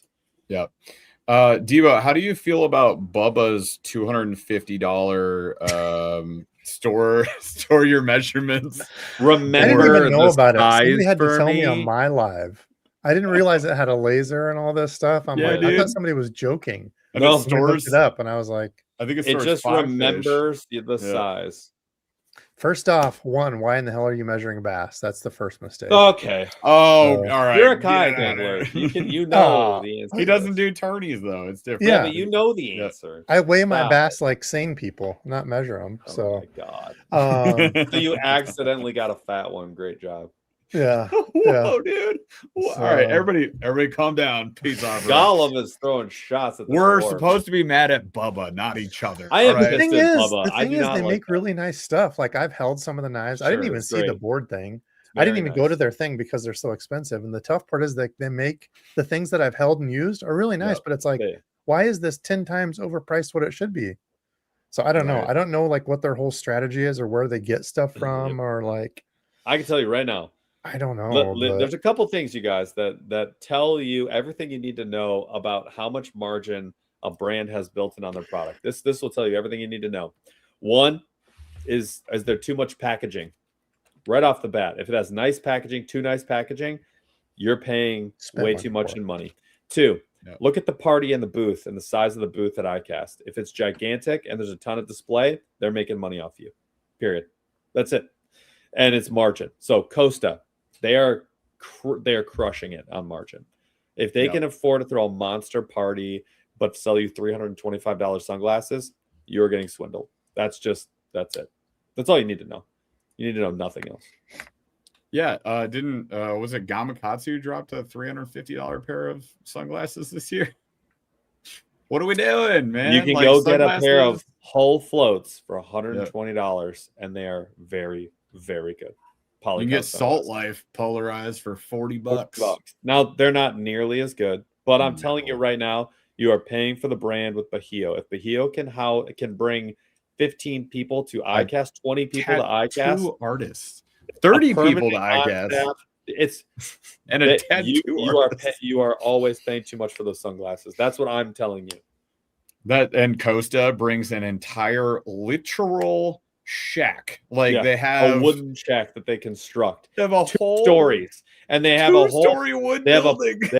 They have a party for 60 people. Look, I'm just telling you how it is. Like those are the ways that you can tell if it's overpriced or not. Hobie has a stand. They have a miniature smallest booth you can get. It looks like 2 guys. Yep. And you pay less. You pay a lot less. Go. Also, Ralph is still using the Waterlands from us. Did we send you Waterlands? That was back in the day, Oh yeah, dude. Good. Sick. All right. Did we cover it? I think we covered a lot of things. Yeah, we did. That was a ton. It was 10:30 almost. My goodness. Yeah, sorry. All right. Shall we roll out? We're old now. We got bedtimes, right? It's Wednesday. We're old. Yeah. What are we doing up so late on a Wednesday? What are we doing, you guys? Let us know while we're going through Slow Rolling Thunder. If you guys have any other things to call out, things that you saw at ICAST, big wins or misses, hit us up in chat. I'll try and pin them. If I see that, we'll call them out. Otherwise, shall we slow roll the Thunder out of here, boys? Let's do it. Let's do that. What do we got, Paul? Are you paying $50 for a crushable hat or not? Yes. 100% yes. Debo says no. No. I will spend. So one, I have a few melon hats. Melon hats, if you guys don't know, they're $80, right? Which I only have because I got gift cards. I will tell you, however, they have put up with 10x the stuff that my normal hats put up with. So I love a good cheap hat as much as the next guy. I just understand going into it, if I buy a $20 hat, I'm going to ruin it in a few months and I'm going to have to get another $20 hat. So I'm like, if I get a $50 hat, sweat resistant, it floats, it can't be crushed, I'm kind of here for it. I would do that. That's something that I personally just subjectively feel is worth investing into. But it's just me. Buy it or don't. Literally don't buy it. I get it. I get somebody going, ew, gross, $50. I get that 100%. And like, even with Melon, I got those hats because I had a gift card. I will not buy them with my own cash. They are great though. They are great, but $80 is bonkers. That's bananas. I don't know how they get away with it. They charge $80 for their beanies. Who? Sorry, Canadians, your toques. Melon, MELIN. Look them up or don't. I don't care. But like, they are insanely expensive. You should look it up. Never heard of her. They're crazy expensive, but high quality. I mean, they're definitely high quality. But this Under Armour, what Paul's talking about is the Under Armour hat. It right is now only available at Dick's Sporting Goods. Yeah, we're gonna try and get our hands on some. They're pretty freaking nuts. They're cool, but $50. So yeah. Thoughts? I said my piece. What do you guys think? You'd say. I'm a middle of the road guy. I just want my hats to fit really comfortably. So like I feel like $35 is kind of a normal price for a good hat. I like the thin ones, the ones that are this right now is one of my favorites where it's like the thin, like a little bit higher priced. Yep. Not like the regular trucker hat because a lot of those are sharp here. So, yeah, they can be. Yep. Yeah, I like these where they're like sweat. I actually have an old Iowa one that has, which was the first one I ever had here. Only this part of the brim, like the first like inch or so is hard. The rest of it was like super thin. They're like the baseball hats that Iowa wears. And then the rest of this was like moisture wicking, whatever. Love that one. But nice. Got gross. They get gross. That's the thing, man, is I used to just burn through Richardson 112s. Like I would just, they'd be a month. If I fish in spoiled them, though. Yeah, for sure. Like we're lucky enough that with what we do, we came home from ICAST with like 8 new hats. So it's like I can just sacrifice a bunch of hats, and that's fine. But if I were investing into a hat and I wanted to, if I had 1 or 2 hats and I wanted it to last, I'm okay with it as long as it's going to hold up. I think there's a value proposition to that one for sure. Would you, Paul? Are you spending the money on that? Because I know what it's made of, absolutely. Absolutely. The Burley. We're not even allowed to say. Remember for 64 months. Look at that. Yeah. Yo, Debo had to catch it. The DeBurley's never gonna let me. I was gonna say it because I said it earlier. I had it pinned. I was ready to go, but Debo beat us to it. So now DeBurley's never gonna let us hear the end of it. He's probably gonna change his name. It's gonna DeBurley starts with Debo, so technically you're winning on that. Word Nerds, member for 64 months here, had a social function and wife time, so priorities. Debo! Nobody knew Debo was going to be here. Surprise guest. Never going to miss a chance to see my peeps. 5-star RB commitment. Running back. Thank you. Running back committed to Tennessee over. I should have finished the sentence and then I would have understand the context. Tennessee over the crappy Buckeyes. Yeah, but we don't like the Buckeyes being. Yeah, we all hate them, so we're happy. Yeah, we like the Big Ten minus the Buckeyes. Love Big Ten, which means we hate Ohio State. There you go. Fantastic. We'd love to hate them. It's really just because of their coaching selections. If they had a different coach, I wouldn't care that they were great. It's mostly their faces all the time. Just literally, like every Ohio State coach. God dang it. All right. What else we got? So, what is the first lure you're going to throw on Saturday morning? Well, I'm not fishing Saturday. I'm fishing Sunday, but Debo, you go first. I don't even know where I'm going. Depends where I'm going. If I can, the default answer is always frog, if it's froggable. That's the right answer, I guess I should say. Followed probably by popper. Not an urchin? Wild. I caught my first urchin fish. It was like a real bass, but like 10 times smaller. So yeah. Did you weigh it or measure it? How many inches would you say? We'll Did never you know. use your laser guide to measure? We'll never know how long it was.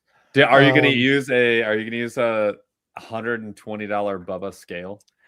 I actually, after I saw that, I took my regular Rapala scale that breaks in half. Yep. I took that one and put my DeWalt measuring laser on it and made my own.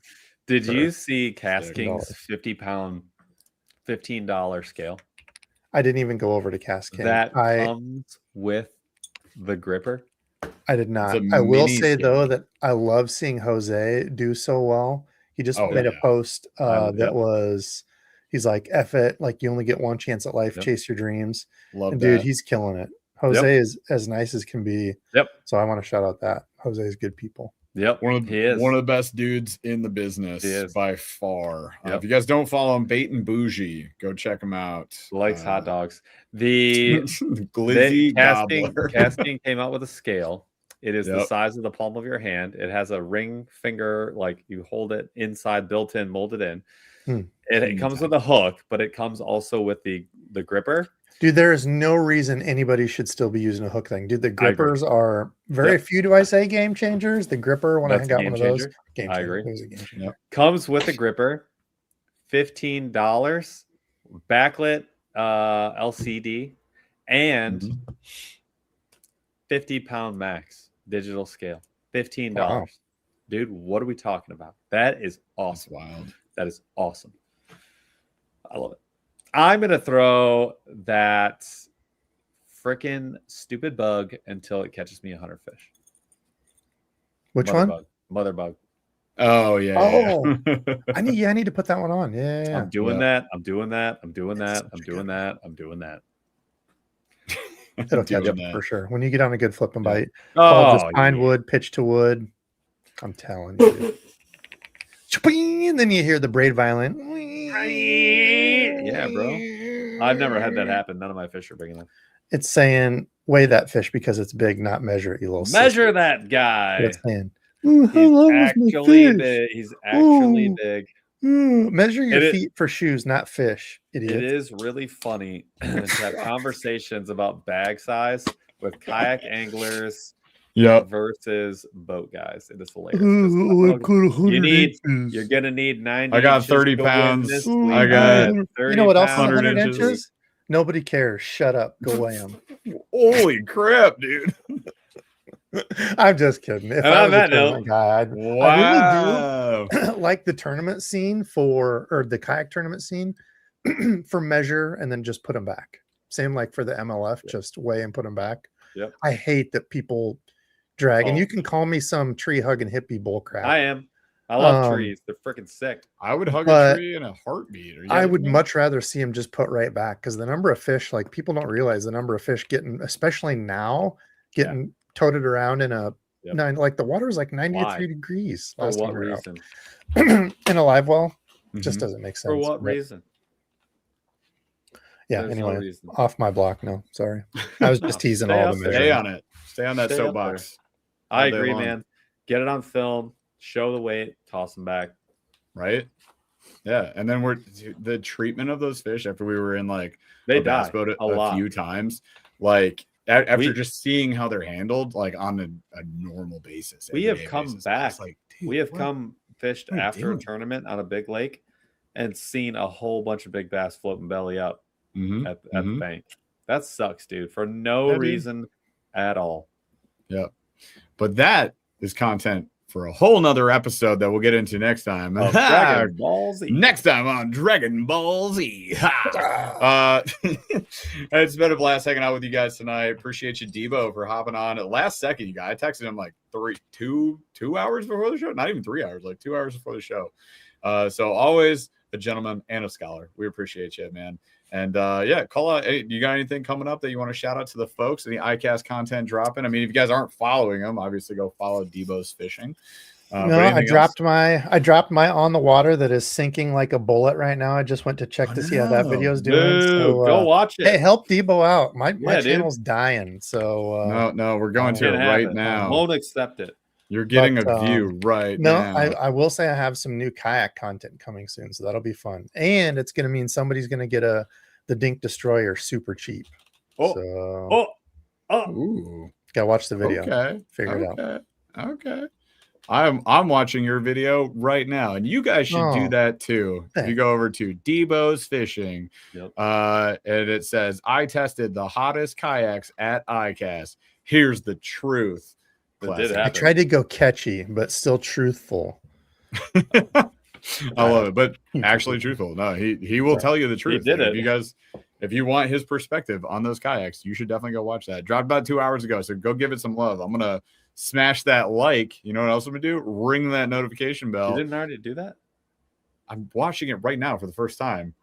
Did you watch it, Paul? This is awkward. Quit fighting, Mom and Dad. Never. We fight all the time. It's fantastic. All right. We love you guys. Thank you so much for hanging out with us tonight. Again, go follow Debo's Fishing. Go watch his video he just dropped. And we've got a couple more ICAST videos. We dropped one today. Rods, Reels, Lures. That's already out.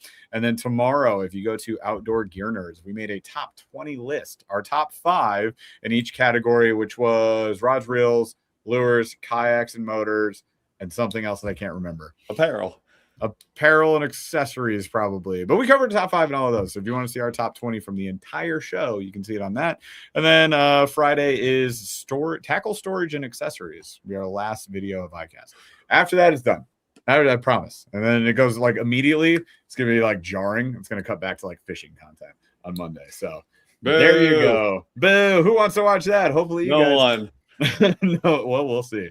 The views will vote with your views on YouTube. That's what you get. But we appreciate you guys as always. We'll be back again next week with another live episode. And yeah, that's all we got tonight. Chaz, take us out of here.